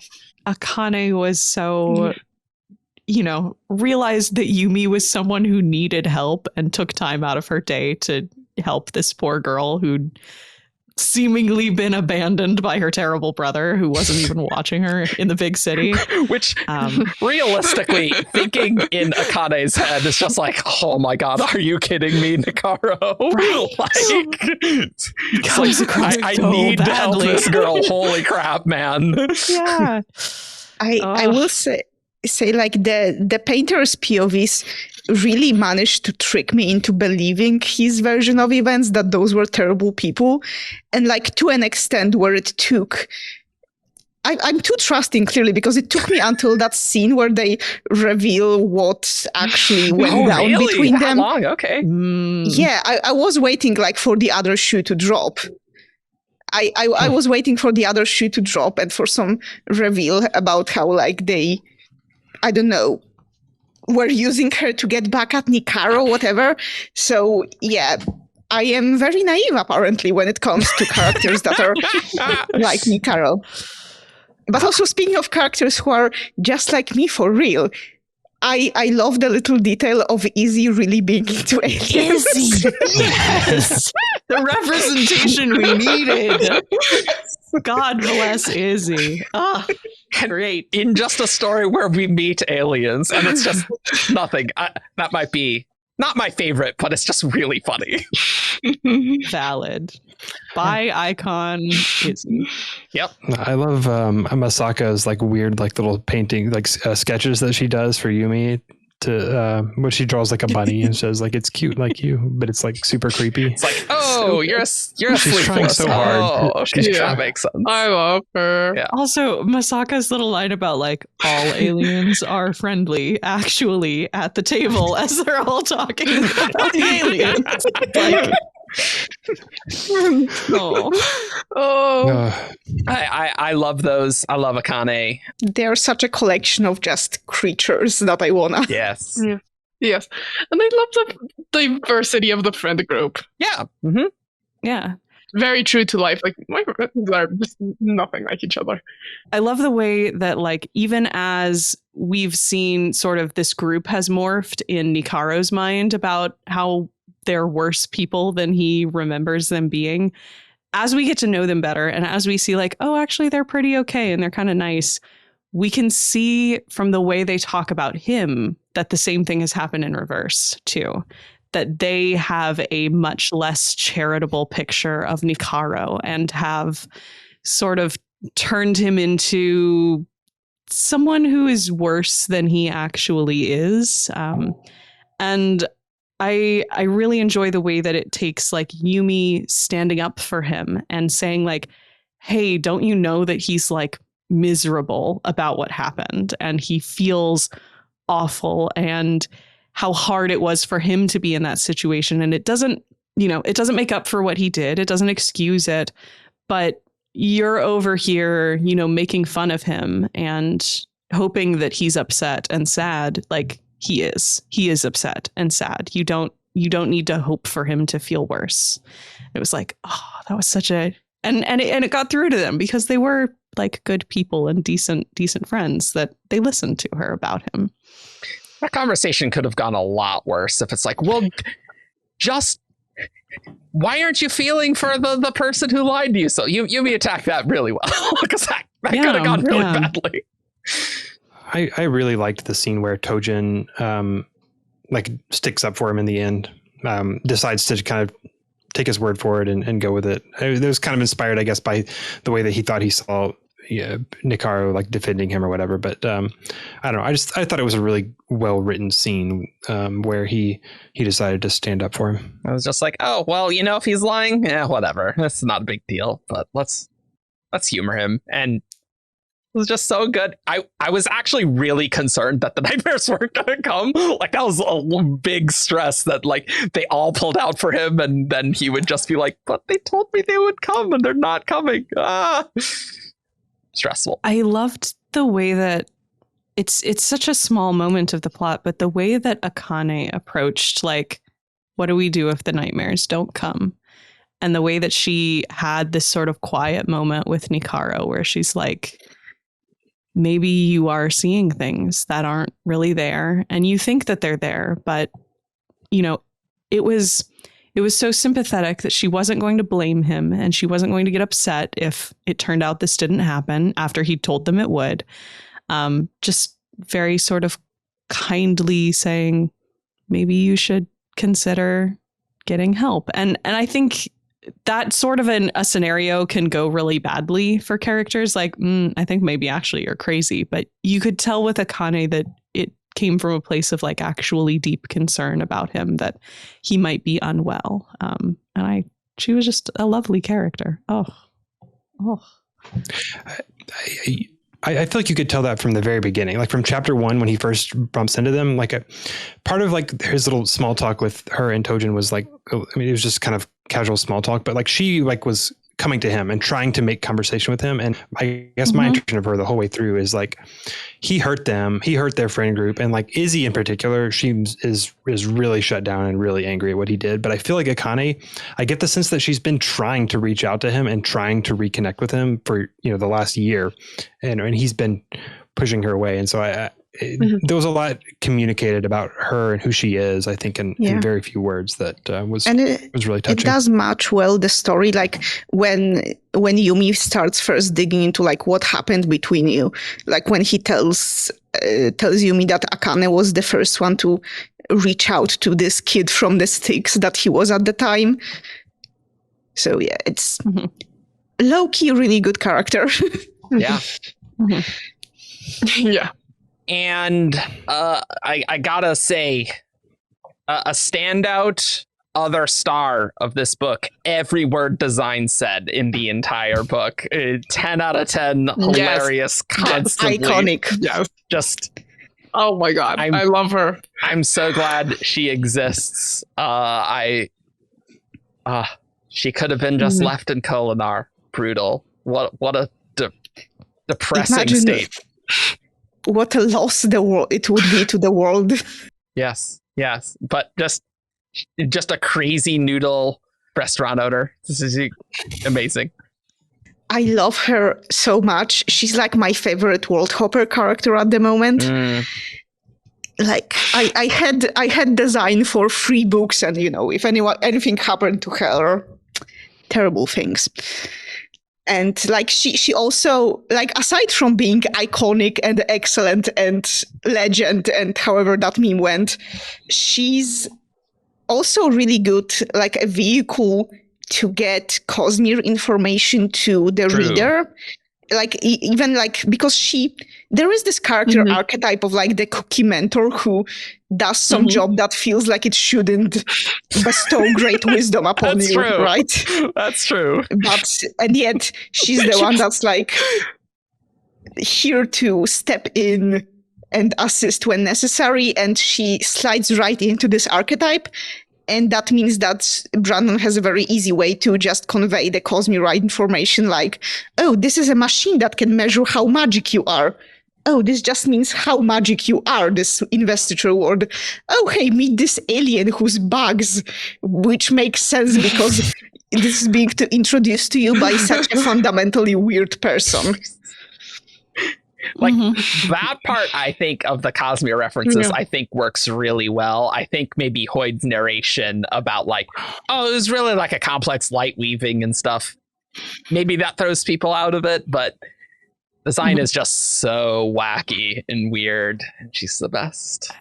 Brandon's humor for me can be really hit or miss, and design is just perfect. Like, I don't know, I enjoyed everything with her.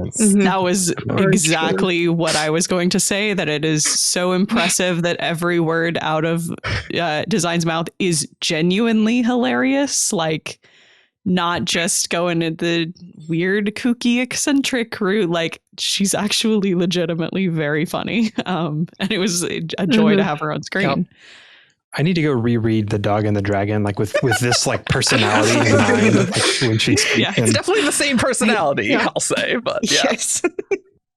I also feel like she, like, it's maybe easy to forget in the midst of all of her other designiness that she is up to as the plot goes on, but she actually fulfills like a very key plot role in terms of, for like the character arcs, being I think the only character in the entire series who's able to talk to Painter and Yumi at the same time. Both of them. absolutely.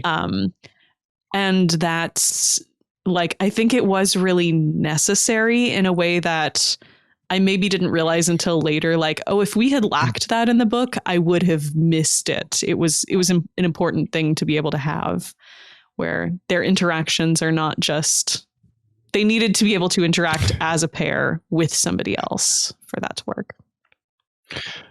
I love when he first like walks in with Yumi and he's like, Painter, you died. So good. And just so good. I did also really need the explanation as to why Yumi looked like more like Yumi in Painter's body, because I'm like, wait, what? But then I just a little bit of Cosmere stuff. I'm like, oh, okay, sure, that's enough for me. Whereas if it wasn't in a connected universe, that would just be like, really? Like, that seems arbitrary. But it's like, oh no, that makes sense. So also a thing about design, she reminds me of a different character who's gonna be like a deep Cosmere deep cut because it's from an unpublished work. I think like Brandon put a lot of X from Mythwalker into design, because I don't know if you're familiar with Mythwalker. I've technically read it, but I couldn't tell you who his character was. In Mythwalker, people talking about this in the chat. In Mythwalker, which is an unpublished book that was later cannibalized into Warbreaker, and one of the things that did not make it into Warbreaker was a character of X who was like this shadow spirit creature that took the form of a human and was really trying hard to convince everyone that it was a human. He was a human, and he was absolutely acting human, and he was talking like there was this running gag with X where he was talking about how the things he does are so very human. Like, imagine whenever design says that thing, like how she's, doing a human thing, that's basically X's running gag. And I'm still hoping that we will get X into the plot yet, because he was such a precious blowball in Mythwalker. But I think design is the closest we have at the moment. Yeah. Also with Hoyd, I did not miss the reference. How it's like, hey, remember when someone tampered with our memories? I made defenses, and that didn't go super great. And it's like, oh yeah, tampering with Hoyd's memories. So we saw that in Rhythm War. That's nice. Coat Rack Hoyd, pretty great. Pretty excellent use of Hoyd. I like the artwork of Coat Rack Hoyd. That was good. It's very funny. Yeah. Interesting that the machine tried to eat him and not design. I don't really know why that is, but sure, I guess. Yeah. I don't know. We need to ask about that at some point. Maybe Hoyd is like more invested than design. That's probably true. I mean, I wouldn't be surprised. There is some Cosmere weirdness that, like, I'm just like, okay, I guess it worked that way. I'm sure there's maybe some Cosmere reason for it, and I'm just not going to stress about it too much here. I feel like this is the sort of thing. There's a couple of things in this novel that to me, like, I'm thinking like realmatically, like what's the explanation for this? Yeah. And I think it's the sort of thing where Brandon is like, this is the story I wanted to tell, and he's gonna like BS whatever kind of like magic explanation that he needs to explain it away, and he will. So I think everything probably has some kind of answer, but it's just kind of like, it's not like this particularly meaningful, like, oh yes, I thought about this and this is why it works, because it needs to. It's just like, it works because this is what it Tress needs is very similar in that regard, for sure. Mm-hmm.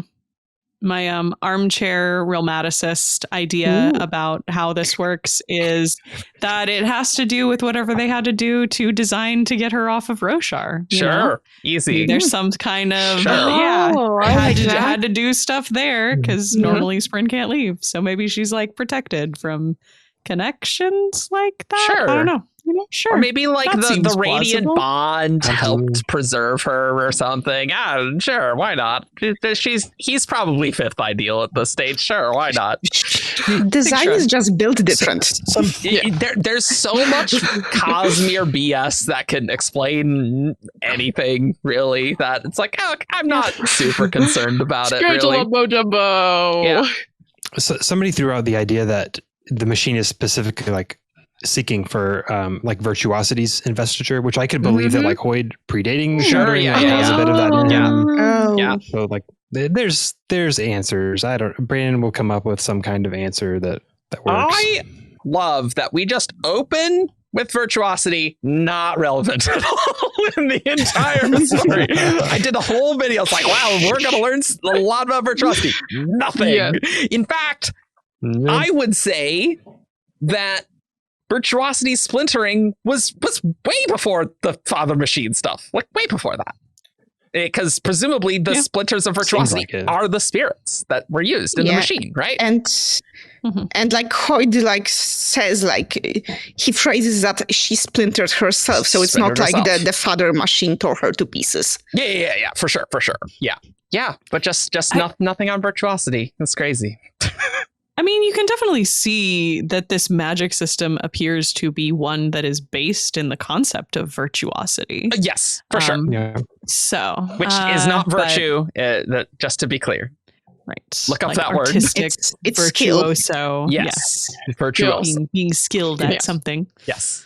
I am really intrigued that we have there's apparently two colors associated with Virtuosity. Like, I would have been certain that this is like a dishardic like harmony kind of situation because of the two colors. Like there's just so the spirits literally, when they turn into devices, split into two pieces, which is like what? Maybe that's just like because of the way Virtuosity splintered herself or some weird crap. Maybe. Like, sure, easy. I guess so. Did we get an answer that there is something with the color yellow that's missing? Apparently there was a word of Brandon where it was intentional, apparently. Okay. So I don't Yes, that's from the stream. I remember that. Yeah. Because if people I'm personally a little bit skeptical that it's like an in-universe significance. Like the way I interpret what Brandon is saying is it's open to like be like just it's intentional in the sense that like I don't know, he liked the color balance because the colors work well. You know what I mean? Like it wasn't like there's some in cosmic reason like yellow is like involved in this realmatically somehow. Maybe the yellow is on the Shodell planet. Easy. Did you think about that? Yeah, maybe. That's where the third color is. Sure. Technically the fourth color, because black is the fourth color in the CYMK color scheme. So, No, we did get black. Part of it. We did get black. So it turns out the Virtuosity was like just a really big fan of printers. That's and of course Virtuosity broke because she's a printer. Printers always decide to break themselves. Yeah, it makes sense. It really, actually, when you think about it, it makes a lot of sense. That's my lore. Let's put it on the Coppermind. Don't do that. Guys, she ran out of the yellow ink. There's just no more yellow ink in the printer. we have cyan and magenta. She was but- like, I don't have any Adenalcium approved ink to put in this cartridge. Disaster. So, see, the shroud is what happens when you put the ink from the wrong brand into the printer. True. Yes. Yeah. Hey guys, Roll-Maddox is fun, actually. I see why you guys do this. This is fun. This is a good time. It's a good time. I do like that they worked the colors into the cover of the book. Yeah. Like they made Yumi and Painter yellow on the cover. I feel like I like to imagine it was just because they're like, oh, we gotta do CMYK. Yeah. And, well, and like I don't the know. two colors, having two colors helps with the dualism of like the two worlds and stuff. And so you couldn't have a third one. That doesn't make any sense. I kind of like the vibes of like the color, or the cover also looks a little bit like if they ended up on one of the like TV shows True. later on, like you're seeing it on one of the like I like that. viewers. Yes. Yes. Oh, I like that. Their story should be told. I know Hoyd said it's not gonna be, but listen. He's telling it to somebody on Rasarr. They can take it back and make the TV show. We can take it back. This one was definitely obvious as like, oh, he's telling to Rasarr. It's okay, got it. For sure. I do love that the spirits are like, we can become Ion, and we really like the dramas, actually. They're actually really good. But good luck with the technology aspect, guys, with Ion going away, kind of. But it's still around. It's not gone. no, I know, It's but just like it's still one of those, the world has totally changed now for that entire society. I like to imagine that it's like a Monsters Inc. situation where like the Hijo, like the spirits are like more productive now that they're like doing it willingly, and so they're like giving true. more energy. True. Like, the machine's I not like that. consuming its share to keep itself going. The And so, like, machine, which Sure. Yeah. I believe that. The Hion, Mhm. the Hion is such a ridiculous like power source, because please consider the fact that they were able to extend Hion lines from one planet to another planet. to another Yeah. planet. And let me actually Google, because like when it comes to like binary planet systems, which is what Komashi and Utol are, we do actually have an example of a binary planet system in our solar system. That's Pluto and Charon, which used to be classified as Pluto's right. They're moon. not planets. Get out of here. I It's know, considered like but it works. They're not real Pluto planets. is not a planet, but Pluto and Charon are a double planet system. They're double ice dwarf planetary systems. And the distance between Pluto and Charon in freedom units is 12,200 miles. So for the don't know non-Americans among us, that's almost 20,000 kilometers. Oh wow! Nobody knows what those Okay. numbers mean. I don't know how much that necessarily would relate to Earth-like planets. Those are very differently sized objects. Yeah, I know, but like this is just That says the a lot. ballpark we are in when it comes to distance. I Well, mean, the fact like- that they made a space elevator before they made a like rocket to get to the other planet is interesting in terms of like what Hion can do. I don't really know how they actually extend this, but presumably you can I extend have it a no idea. while. So sure, I guess. Yeah, and also like just the mental image of those two planets being connected by those strings of blue and Yeah. blue and Oh, pink lines yeah. is really nice. Oh my god. How does that Cool. deal with the orbits and stuff? Let's not worry about that too much. We do not need another math discussion on this podcast. No, we don't. It was very wise of Brandon to like not give us any characters who are like scientific minded or what. Like nobody. It's just like, oh, it's like I turn on the light switch. I don't know how the wires work. Like nobody knows about how any of this technology works. So Brandon doesn't have to like True. worry about it.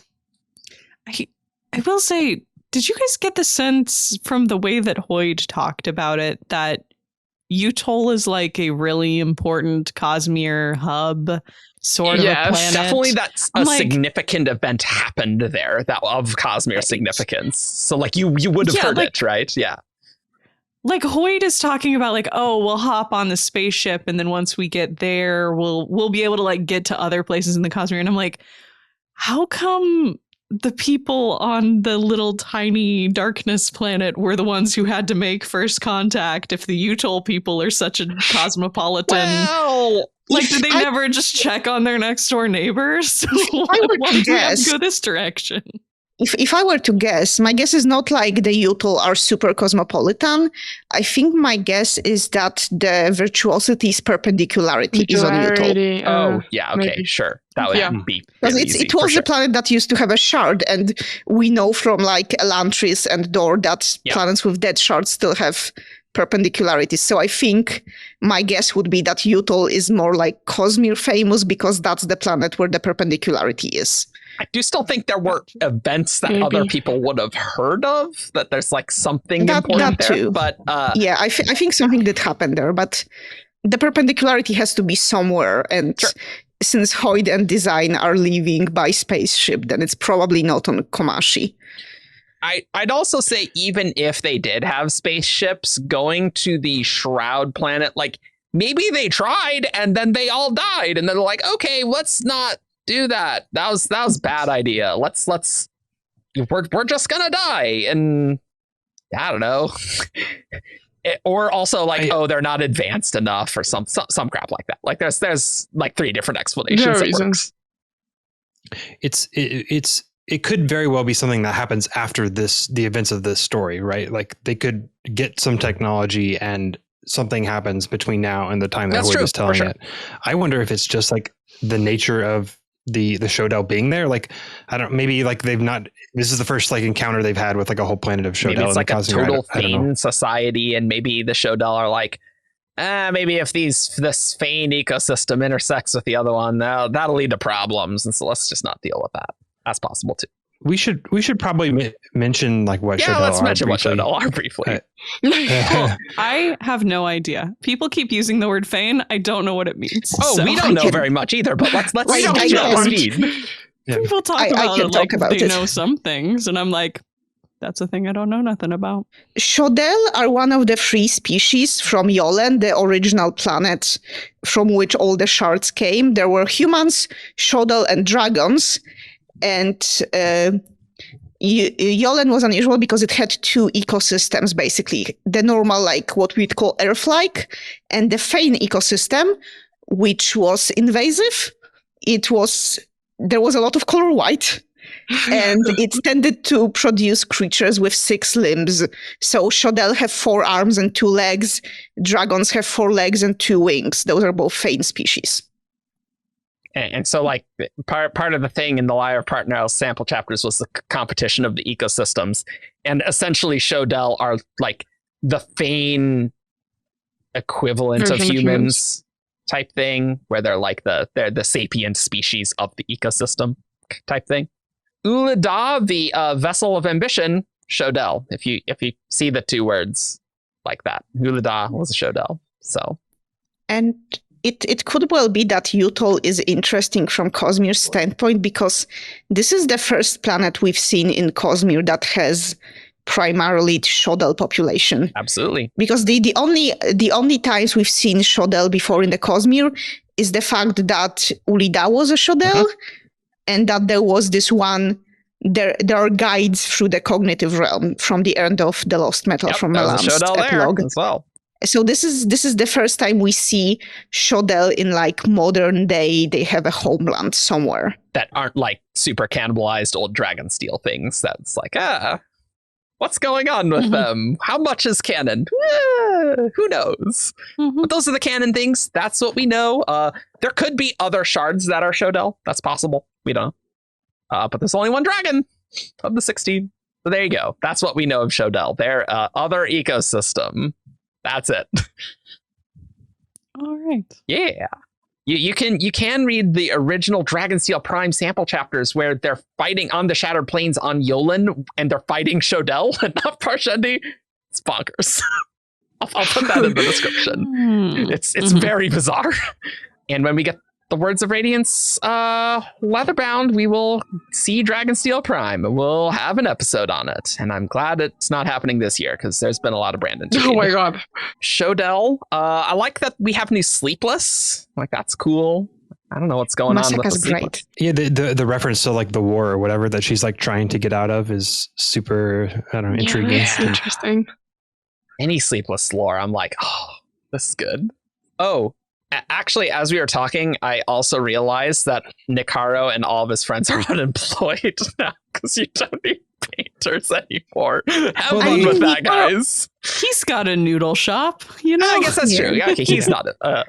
I'd like to imagine that the painters, since they are the ones trained to like interact with the supernatural, they are the ones who are like, because there are no more Yokihijo, right?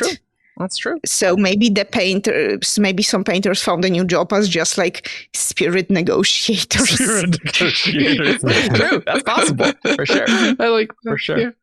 Well, and we at least know that Masaka is a waitress at the Noodle Princess. Excellent. That fits great for that. Which I love that they named it Noodle Princess. I love that the little gag they had about Yumi being the Noodle Princess came back like this. That's pretty So good. cute. Yeah. Yeah. I mean, speaking of like, there aren't really Yokihijo anymore. Do we want to talk at all about like, hey, what are Yokihijo in the first place? You know, Because Yeah. I have some questions. I mean, don't we all? It's hard to say how they got super invested super young. I think that's my main question. I like how there's no more than 16 of them. So, you notice that? That's interesting. Yeah.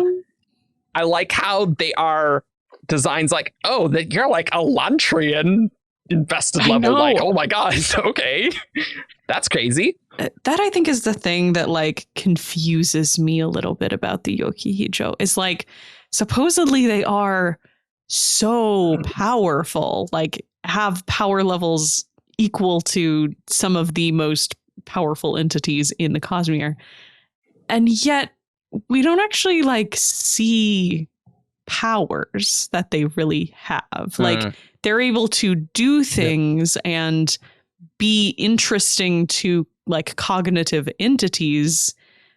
But I tend to think of that as like sort of a side effect of being invested in a lot of ways of like, Yeah, for sure. yeah, you have like a stronger ability to impart your will upon the Cosmere if you're very invested, or, you know, you're more interesting to cognitive entities like the spirits, as opposed to those like being the power. We don't see any other powers that Yumi has. She does give some of her own investiture when she's binding the spirits. Yeah, there is a bit of that. so That's true. Yeah. It doesn't seem like some particularly impressive amount that she's giving up, but it's something. I guess she has to be invested enough that when she does that, she can like restore herself. Oh, it regenerates. What does that even mean? But like, I don't know. yeah. If I were to make my little like adventure into realmatics with this, my guess would be that whatever magic the Yokihijo were once able to do died with virtuosity in some manner. That's true. Oh, okay. Mm-hmm. Or this world did not figure out how to use the Yokihijo magic system before they got all eaten. But even before they all got eaten, I mean, they had the spirit binding, yes. No. But what I'm saying is, like, it didn't seem like a nice place to live with all the superheated crowd. Like, you really kind of did need some help. So it seemed like they were busy doing that. And so whoever figured that out, it's like, okay, yeah, this is like really useful. So do that. And maybe didn't have Good enough time to experiment with other weird crap. Yeah, my guess is my far out realmatics guess is that they are for some reason born with like big splinters of virtuosity in their soul. Yeah, sure. That's easy that's enough. why they are just randomly powerful.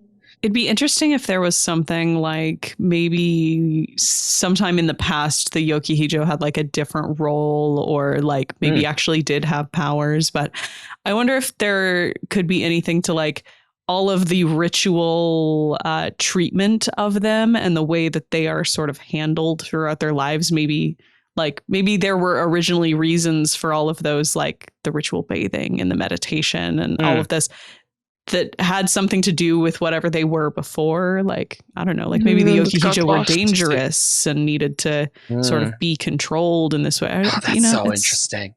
There could be all sorts of fascinating reasons. Mm-hmm. If you have someone so invested that they can impose their will upon the Cosmere, maybe letting them do stuff was dangerous. Yeah. Oh, and maybe like the cultish aspects are, we need to focus this very specifically, otherwise there's going to be problems. And maybe a young Yokihijo could just pick up a spoon and the spoon turns into a butterfly or whatever. I am I guess I'm a little bit skeptical that they existed before Virtuosity splintered herself, because if the spirits were created from that splintering, then like they wouldn't have needed to exist to like bind the spirits and help people live there until after that happened. You know what I mean? So my interpretation is that they came about after the splintering, but to be fair, I guess it's kind of ambiguous. The spirits could have existed and then just supercharged by Virtuosity's splintering. That's possible. Yeah. Sure. Maybe. That is how Strand did on Rasarr. Exactly. Yeah. Mm-hmm. Yeah. It'd be fascinating if like their culture had come up with ways to sort of keep the Yokihijo under control in the same way that we then later saw the machine had to find ways to keep the Yokihijo under control because they were just like so powerful that they could cause problems if you didn't. Like the way to deal with them is not to defeat them; it's to sort of like trap them, keep them in a box and convince them that everything's fine. I love that. Like, I wonder if there's any parallel there. While we are talking Yokihijo, I wonder, because do I remember correctly? They did say that all Yokihijo are women, right? Yes. Yes. Mm-hmm. Which I found that part really interesting. Yeah, I do wonder, like, because remind me, do we know if this is just like a coincidence? Like, it just so happened that the last 14 Yokihijo were women, or do we know that historically they've always been women? My impression is that they were always. But the name meaning girl of commanding primal spirits makes me assume that they're all girls. Mm-hmm. Yeah. Actually, like, okay, like a little like cultural thing. I wonder if, for example, if there was a boy born with the family with the ability to be Yokihijo, if they would be if he would be raised as a girl in this society. Maybe, I don't know. That's interesting. That's also an interesting point about the name of like commanding primal spirits is quite a term, because I don't know that actually lines up with what we see of Yumi's role at the start of the book. She draws the spirits to her and makes requests of them. Yeah, but sure. I wonder if But she that's would not a potentially command. be capable with other training of actually commanding spirits in the way that maybe we see her do towards the end with the command she's able to exude over the shroud itself. That's I a wonder good if point. that's more in Sure. line with what, like maybe the name came from an earlier era where the Yokihijo were doing different things with their powers than they are now. Yeah. Now you're making me think of like Yokihijo fighting each other with giant armies Oh of my God. spirits. That sounds amazing. It would be so cool. Does, but it's also very scary. I love it. I don't have many theories on the Yokihijo, which is still weird to say. But I do think, again, it kind of feels like these secret projects have proven my point again and again of how powerful the Elantrians are, because nobody ever believed me before. Speaking of commands, what command did the father machine have? Any thoughts? No idea. It did Hoyd described all it did. Yeah, but that's not the command. Protect yourself. Maybe it just was given free commands to this effect. I have no interest in I can't even conceive of an idea for this one, I admit. Yeah, no, I do have an idea, actually. Okay. Oh, what is okay. it? Just create energy. Yeah. Hmm. Just like something If it's one simple command- that seems good, but then it's like, okay, I'll do that. And then I just eat it all up to make this thing. It doesn't really cover like the part where the machine defends itself, does it? I think you can gloss over that with just the aspect of that, like there's some self like preservation aspect. Like I Well, think that could be a bit inherent into an awakened object that's powerful enough. Yeah, if it gets destroyed, it can't continue to create energy, yeah, right? So it has exactly. to defend itself so that it can fulfill its. Yeah. The paperclip machine. Yeah. So that's my thought, but that's what I want to know here. If we are talking about like the machine and the command, Yep.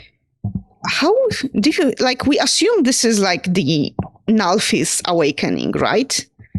Open question. And not like because like either this is Nalfis awakening, and that means that someone at some point came to that planet and just gave people a bunch of breaths and just left the children unsupervised with a bunch of breath, or this is like awakening the same way that Hoid's Yolen light weaving is light weaving, and we are about to find out this is some universal magic system. Or option number 3 that I just came up with, the scholars were Nalfians. I mean that is actually possible for sure. Maybe, but I think it is more likely that they are not using breath and Hoid is using it like in effect it basically acts like awakening and has the same traits, but is not like literally the Nalfian awakening. But there could be breath involved for sure. I'm definitely on like method number 2 of like, I think awakening is probably just a thing you can do in different magic systems. That would not surprise me whatsoever. I like the idea that awakening is sort of this generic Cosmere concept of using investiture and a command to sort of, I guess, grant sentience to or sapience or whatever, either one to a thing that doesn't otherwise have it, whether it's a dead thing or an inanimate thing. Yeah, I think that's more likely. But there's certainly a question of like how they like what investiture did they use and how did they get enough of it to do something that made a machine. Yeah, it seems like you this need powerful. a lot for sure. So that's an open question. There's certainly a question of like how they like what investiture did they use and how did they get enough of it to do something that made a machine. Yeah, it seems like you this need powerful. a lot for sure. So that's an open question. I guess like some of it could have like it's wild that it reached out and was able to consume the souls of like within like a 50-mile radius. So I maybe it like consumed the souls of like the Torio city like first, and like that gave it enough investiture to do more. Snowballed. But, okay. It's also interesting that it stopped. Like that once it had gotten a hold of the spirits, it stopped like consuming people. To the point where like the nomads who were on the outskirts were able to like come in and live amidst the shroud. What bonkers world building. Like, I know. It's so bonkers. I love it. I love it too. It's just like, oh wow, there's a lot going on here. I like it. I will say that I am really glad that Nightblood cannot just sort of long distance consume souls. Well, I mean, that's the thing, right? Like, how? Why? I have so many questions about Nightblood after this. Shroud stuff and like Nightblood smoke gotta be the same stuff. Absolutely, right? 100%. It has to be. It has to be. I mean, like the shroud is basically like chewed up souls, which is also like what Nightblood does. It chews up souls. I think we're going to have a Shroud episode where we talk about all these things. Nightmares are kind of midnight essence-y. It really feels a lot like that. So I think we'll have a thing on that. Cool. I think we've touched on most things. There is obviously lore and other stuff to talk about. But any final thoughts, everyone? This book is perfect and I don't know how to be normal about it. So instead I'm just going to be feral all the time about how much I love them and it and the storytelling and everything about it is flawless. Fight me if you disagree. I have I've read this book 6 times, and I'm excited You to had get said my this and I had completely I'm excited forgotten. to get my hardcover so that I can read it. Okay. You had said this on the Legendary. I'm super. I remember that. So I was like 6. Wow. My friend, again, I'm excited to reread this when I get my physical, which is going to take a long time because I have to actually buy it because I didn't originally. But I am definitely getting the physical for this. Yeah, for sure. I'm really happy the book came out as well as it did. I did not expect it to, so I was very pleasantly surprised. Best romance Brandon has ever done. Here's hoping this moves on to other... Yes. He manages to apply these lessons in other books. I think just the plot gets in the way because there's just so much to do in other books, whereas this book could really focus on it. One thing I should mention about the romance, because I appreciate that...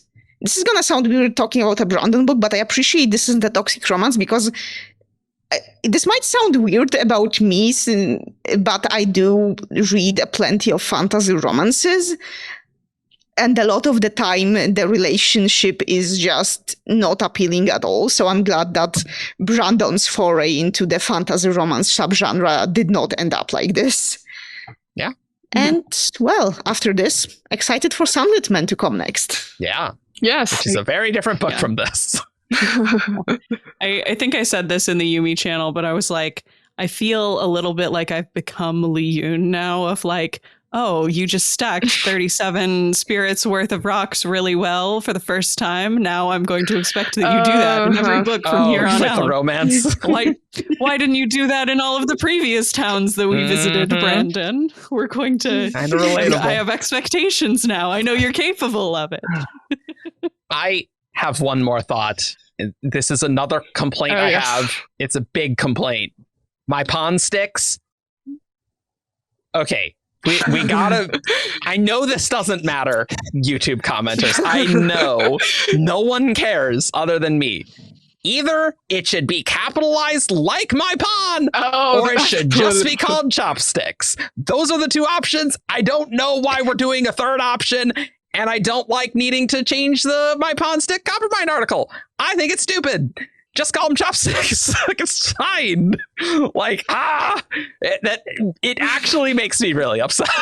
Actually, I will just say that I didn't even notice it because that's how it works in my language. Like, we capitalize names of countries, but not the adjectives from the names of countries. Yes, yeah, well, same. Which would make sense if they didn't already use my pawn sticks in they other already books. did? Yeah, it's capitalized in Elantris. Yeah. So, like, it's just not consistent. And that bothers me. Objection withdrawn. Okay, thanks. I appreciate that.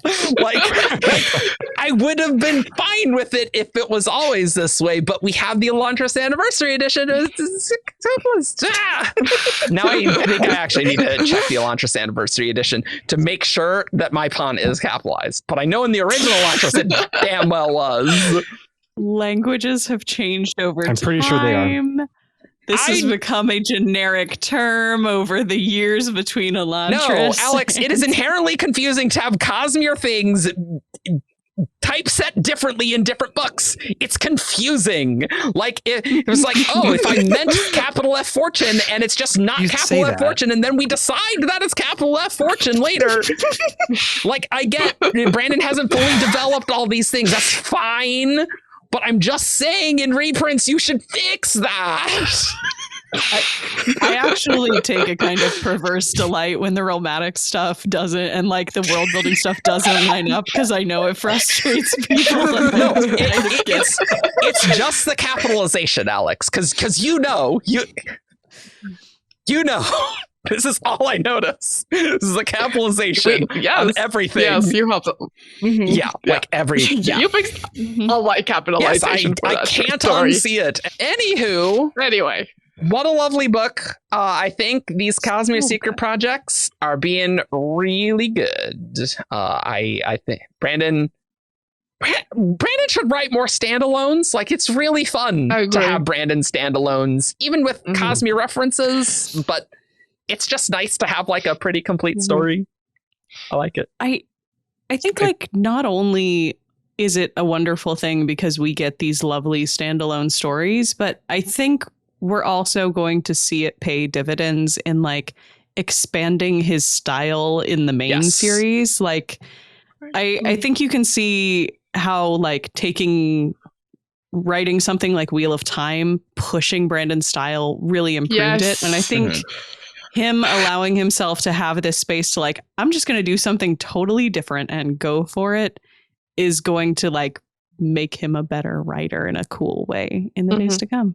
And I mean, Dragonsteel's, he's planning to be narrated by Hoyd, and so he wanted to practice. And these two Hoyd stories super different, and so I like that. And if you didn't like Hoyd narration, don't worry about the next one because it's not. So you can read the sample chapters.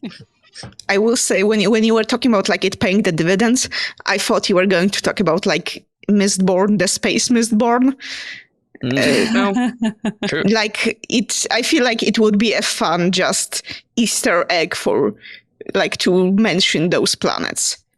Or hey, maybe we're going to see whatever important Cosmere thing happened on Utah in Mistborn, the space Mistborn. Please. There is no way Brandon puts that in there without being like, oh yeah, no, there's a thing. You would have heard of it. Like, we're gonna know what happened there for sure. Brandon's not gonna answer it at all until then. But no idea. Who knows? Cool.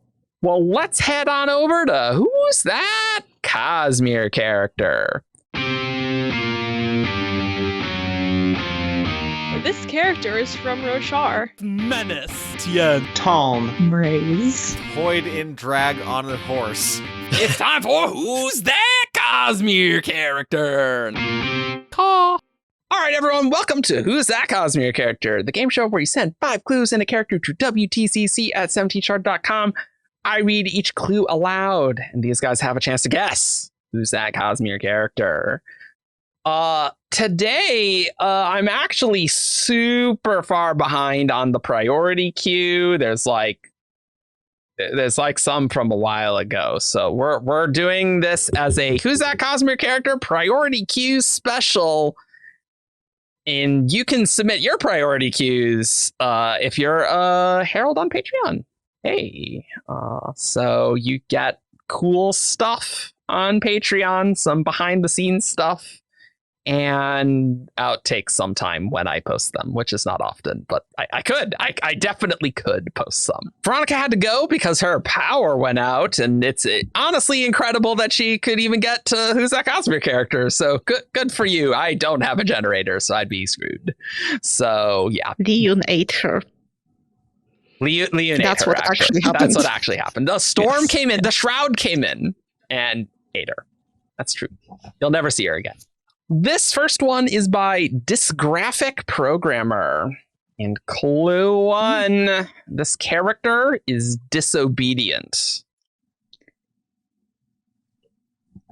I know it's not Yumi. It's not Vivenna. Vivenna's a great answer, though. Disobedient. Hey, do you want to guess Yumi? No, I don't think this was sent to us after Yumi came out. Look, it could be from the Yumi sample chapters, and I'm was she disobedient in sample chapters? I don't remember. I'm just saying I definitely did do a thing like that for Tress. I'm gonna say Tress. It's not Tress. Okay.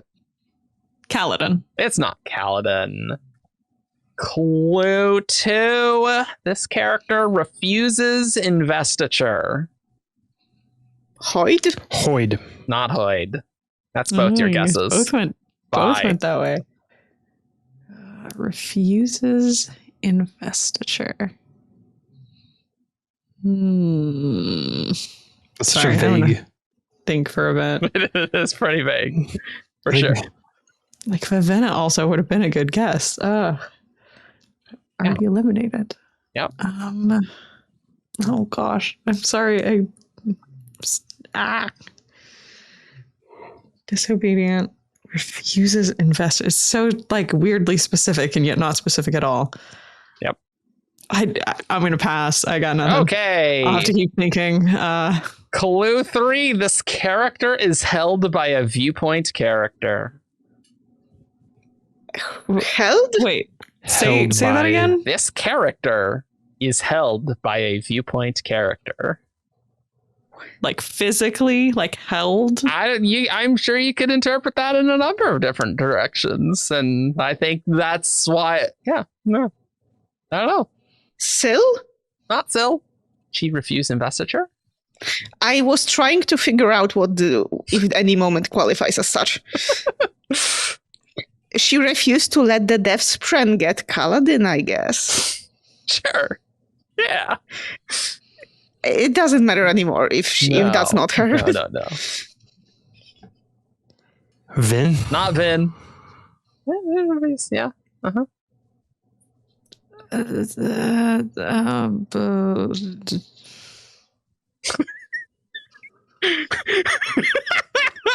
That was amazing. That was incredible. I can't just pass again. I mean, you could. God. No, that's not how the game works. You gotta make guesses. But I just have nothing. My brain is empty. Nothing but Painter and Yumi. That's all you're thinking about. Basically, I've ruined myself. Nightblood. It's not Nightblood. It's a bad answer, but whatever. Clue 4. This character does not doubt. Those are like Does not doubt. those are such bizarre clues. I promise these go to a This specific. is something nonsense. This is a nonsense thing that's going to make me mad. I am already impressed. I am impressed by how abstract you've made them. What was the name? Dysgraphic programmer. Okay, this graphic programmer. I am impressed by how vague yet strangely specific you've made those clues. Is it Marasi? It is not Marasi, and I'm not going to say it that way. You can't make me. Disobedient, refuses investiture, is held by a POV character, Yes. and what was the last one? And does not doubt. Does not doubt. I'm just going to say stuff at this point. Harmony. Not Harmony. I'm not even thinking about clues. They don't fit in my brain. I feel like I'm less confident on my guesses each round on this. Clue 5 will On be this one. helpful, I think. Zeph? Yeah, I'm sure. It's not Zeth. All right, clue 5. This character is technically a prop. I knew it. See, this is why I'm trying to pick like objects. I knew it. I've been on this train, but that does not help me at all, actually. Really? Okay. No, that's already what I was trying to guess. Do you want me to list out all the clues? Claude, R. Steel, Not whatever. Claude. I like that It's stuff. Stick. It is Stick. You're right. I am trying so hard not to curse right now. Know it. The extra no. thing here is I'm a troll. So there you go. You are. Excellent work. You got to have a stick somewhere in there. It happens more often in the priority queue than you'd expect. Stick crossed my mind at some point, but I just kind of like discarded it as like, no, like My Could've put brain us out has of our erased. misery. Ugh.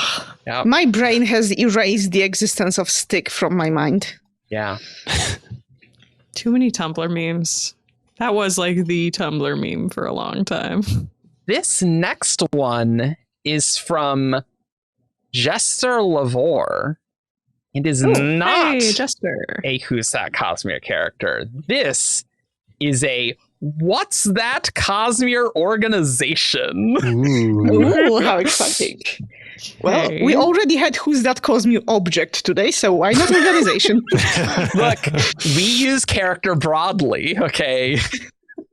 Mhm. This is not a character. This is an organization. If you want to argue about what an organization is, Jester Lavore has given me guidance as to what to say. So we can Oh, discuss wow. that. Now I kind of want to argue what's an organization just so What do that you think I an organization is? A group of group individuals of- working towards a common goal. Yeah, Jester. An organized group of individuals. I know. That's basically what Jester Lavore has. They just pasted the dictionary definition, which is an organized body of people with a particular purpose, especially a business, society, association, etc. Nice, cool. We're all on the same page. There we go. Yep. Clue 1. This organization has 10 or more members. The Heralds?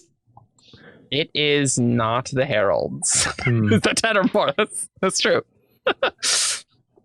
You mean, tossed out number 10, so It's true. just had- I'll say the Ghost Bloods first. I'm shocked it's not the Ghost Bloods.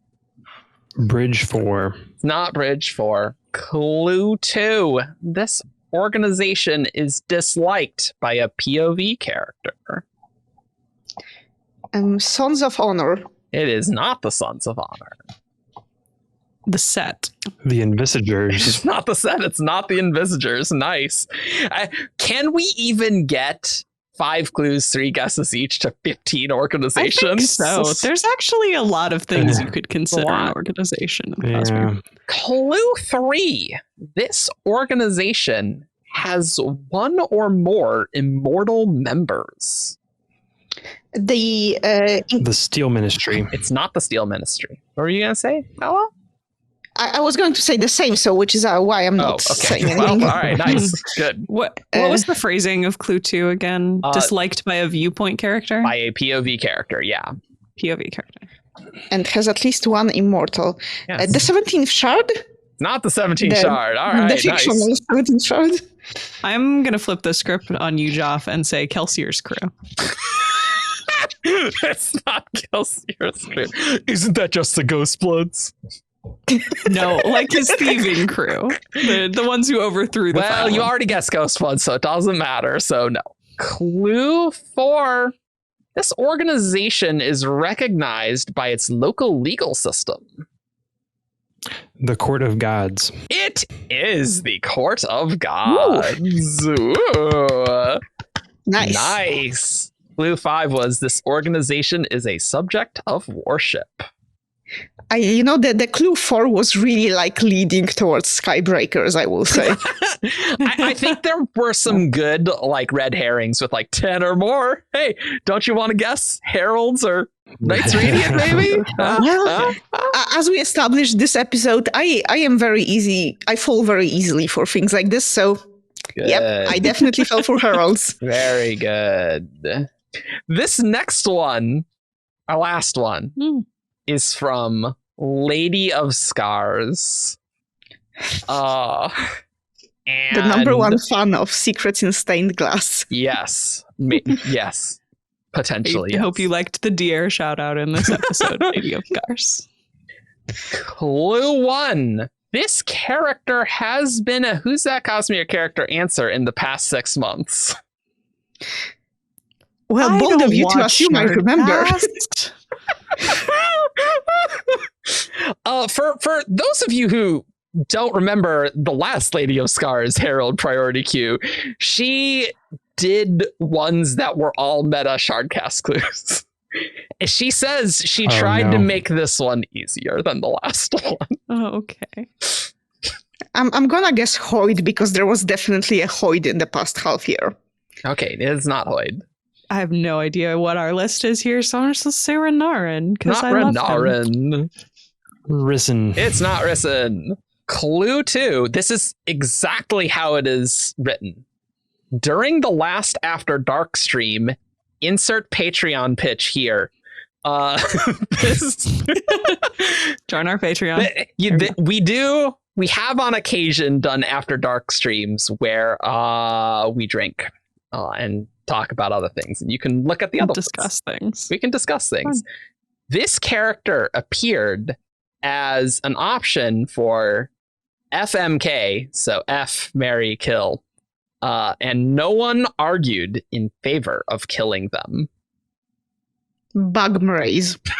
It's Braze, not Bug Braze. Bug Braze way post dates the last After Dark stream. I have We no haven't done idea one when of those was. in a while. I'm never on those streams because you always do them at like 3 a.m. my time. Because we don't want to start drinking at 10 a.m. American time. I understand it. I know why you do this. You have to come in on in the morning, right? EU morning. That's the way. Nobody wanted to kill this character. Yeah. Okay. Adolin. It's not Adolin. Get the other colon brother out there. Okay. All right. Rashik. It is not Rashek. Clue 3. This character's name appears in a video title on the 17 Shard YouTube channel. Ooh, Shy? not Shy. Relaine. Not Relaine. Maya? Not Maya. I'll give you a bonus clue in between 3 and 4. The bonus is it does not appear in the title of any Shardcast. Not the title of any Shardcast. Wait. So it's on a video that's not Shardcast? In the title, yeah. Well, I wondered if that might be the case. I have a suspicion, but please give us the I've next got a clue. theory. Yeah, I've no. got a You can guess again. It's a bonus. Kelsier? Did we guess Kelsier yet? You did not guess Kelsier, and it is Kelsier. Yeah. Because there was the Kelsier all along short. Kelsier all along. It took. Was I not on the After Dark stream? Because I definitely would have said we should kill Kelsier in that sort of I don't game. remember. Like, I don't was I remember. not a part of this? I don't remember. It is Kelsier. Ooh, clue 4. This is a good clue. Everyone on the Cosmere pronunciations episode pronounced this character's name the same way. Nice. And clue 5. Oh, that's cute. This character has been the topic for a Shardcast episode. In fact, multiple, really. Really, at this Yep. stage. I like it. And Lady of We've never Scars. done a Kelsier episode that has the word Kelsier in the title. No, Is it we only in on- other videos. No, As 'cause far as it's I know, usually a we only spoiler. did Moonlight's Yes, mentor. after Blah. much iteration. We had an earlier one though, didn't No. we? No, Really? Nope. Oh. I Maybe think there just was talk one on about like him the enough. Sovereign, maybe. I think we used like Sovereign and that. Gotcha. Oh no, and Lord of Scars. That was the other one. It was Moonlight's Mentor Lord and of Lord of Scars. Scars. Yeah. So it wasn't Uh-huh. actually called Kelsier. I will say, Era 3, it's just Kelsier's back. It's just going to be in the title. Okay, don't sue me. I don't want to hear it. Maybe he'll die before then. I can have hope. 0% chance. 0% No. chance. You know this. No. I don't want to deal with Kelsier You anymore. you just want that to be true. I do want that to be true. I want to live in a world where it's possible that I don't have to deal with Kelsier anymore. Well, it's not this one. You can find us on 17shard.com for our news, discussion, theories, and fun that you could ever want. We have a sweet Discord that has tons of people. Discord's been super hopping since Secret Project 3, and we're going to have another Secret Project eventually, so that's pretty cool. You can find us on Facebook, Twitter, SoundCloud. I don't know. There's other Twitter replacements that we might be on. I don't know. Twitter's awful now. We are on Instagram, and the person who runs that Instagram is right below me. It's Josh, because I said I will not touch Instagram, and so Josh doesn't. And yeah, you can support us on Patreon for as little as $1. How cool! Didn't you have one more thing to say, Hala? I did actually. Like, we just realized as we were going through the Who's That Cosmere character intro, there is one topic that... Speaking of Instagram. Yeah, that kind of slipped us by because the fact that Brandon has managed to write a story about AI art before the Midjourney and all the other AI art really exploded. What is art? Because obviously this was a topic before AI replacing humans in artistic pursuits and such, but he managed to write a story about AI art in the time where AI art is a big topic, before AI art became a big topic. Especially in like 2021 when he was writing it, you know? Mhm. And lost he metal. even not to be too vile about it, but he even managed to make the scholars look like those asshole tech bros who occasionally like really AI dude bros, yeah. yeah. Not to say that all the AI adherents are like the asshole tech bros, but I have seen so many of them. There's a non-zero amount of them for sure. You've probably There's some encountered of them one. that are weird. Yeah. Yeah. Yeah. Anyway, cool. Yeah, it is funny. I do like the meme of like the astronaut with a gun. This is always about AI art. Always has been. It's good. It's really Your good. delivery was on point here. Nice. I'm a pro. Not really. All right. Well, we'll see you all next time for something else. I don't know. While we're plugging stuff that we do on this channel, sometimes go watch Secrets in Stained Glass. If you liked Painter, maybe you'll like one of the other characters that's on that show. That might be possibly Alyx's just a little bit. character. Yeah. Might be my character is a little bit. Anyway. Anyway, we'll see you all next time. Bye. Bye. Bye. Call.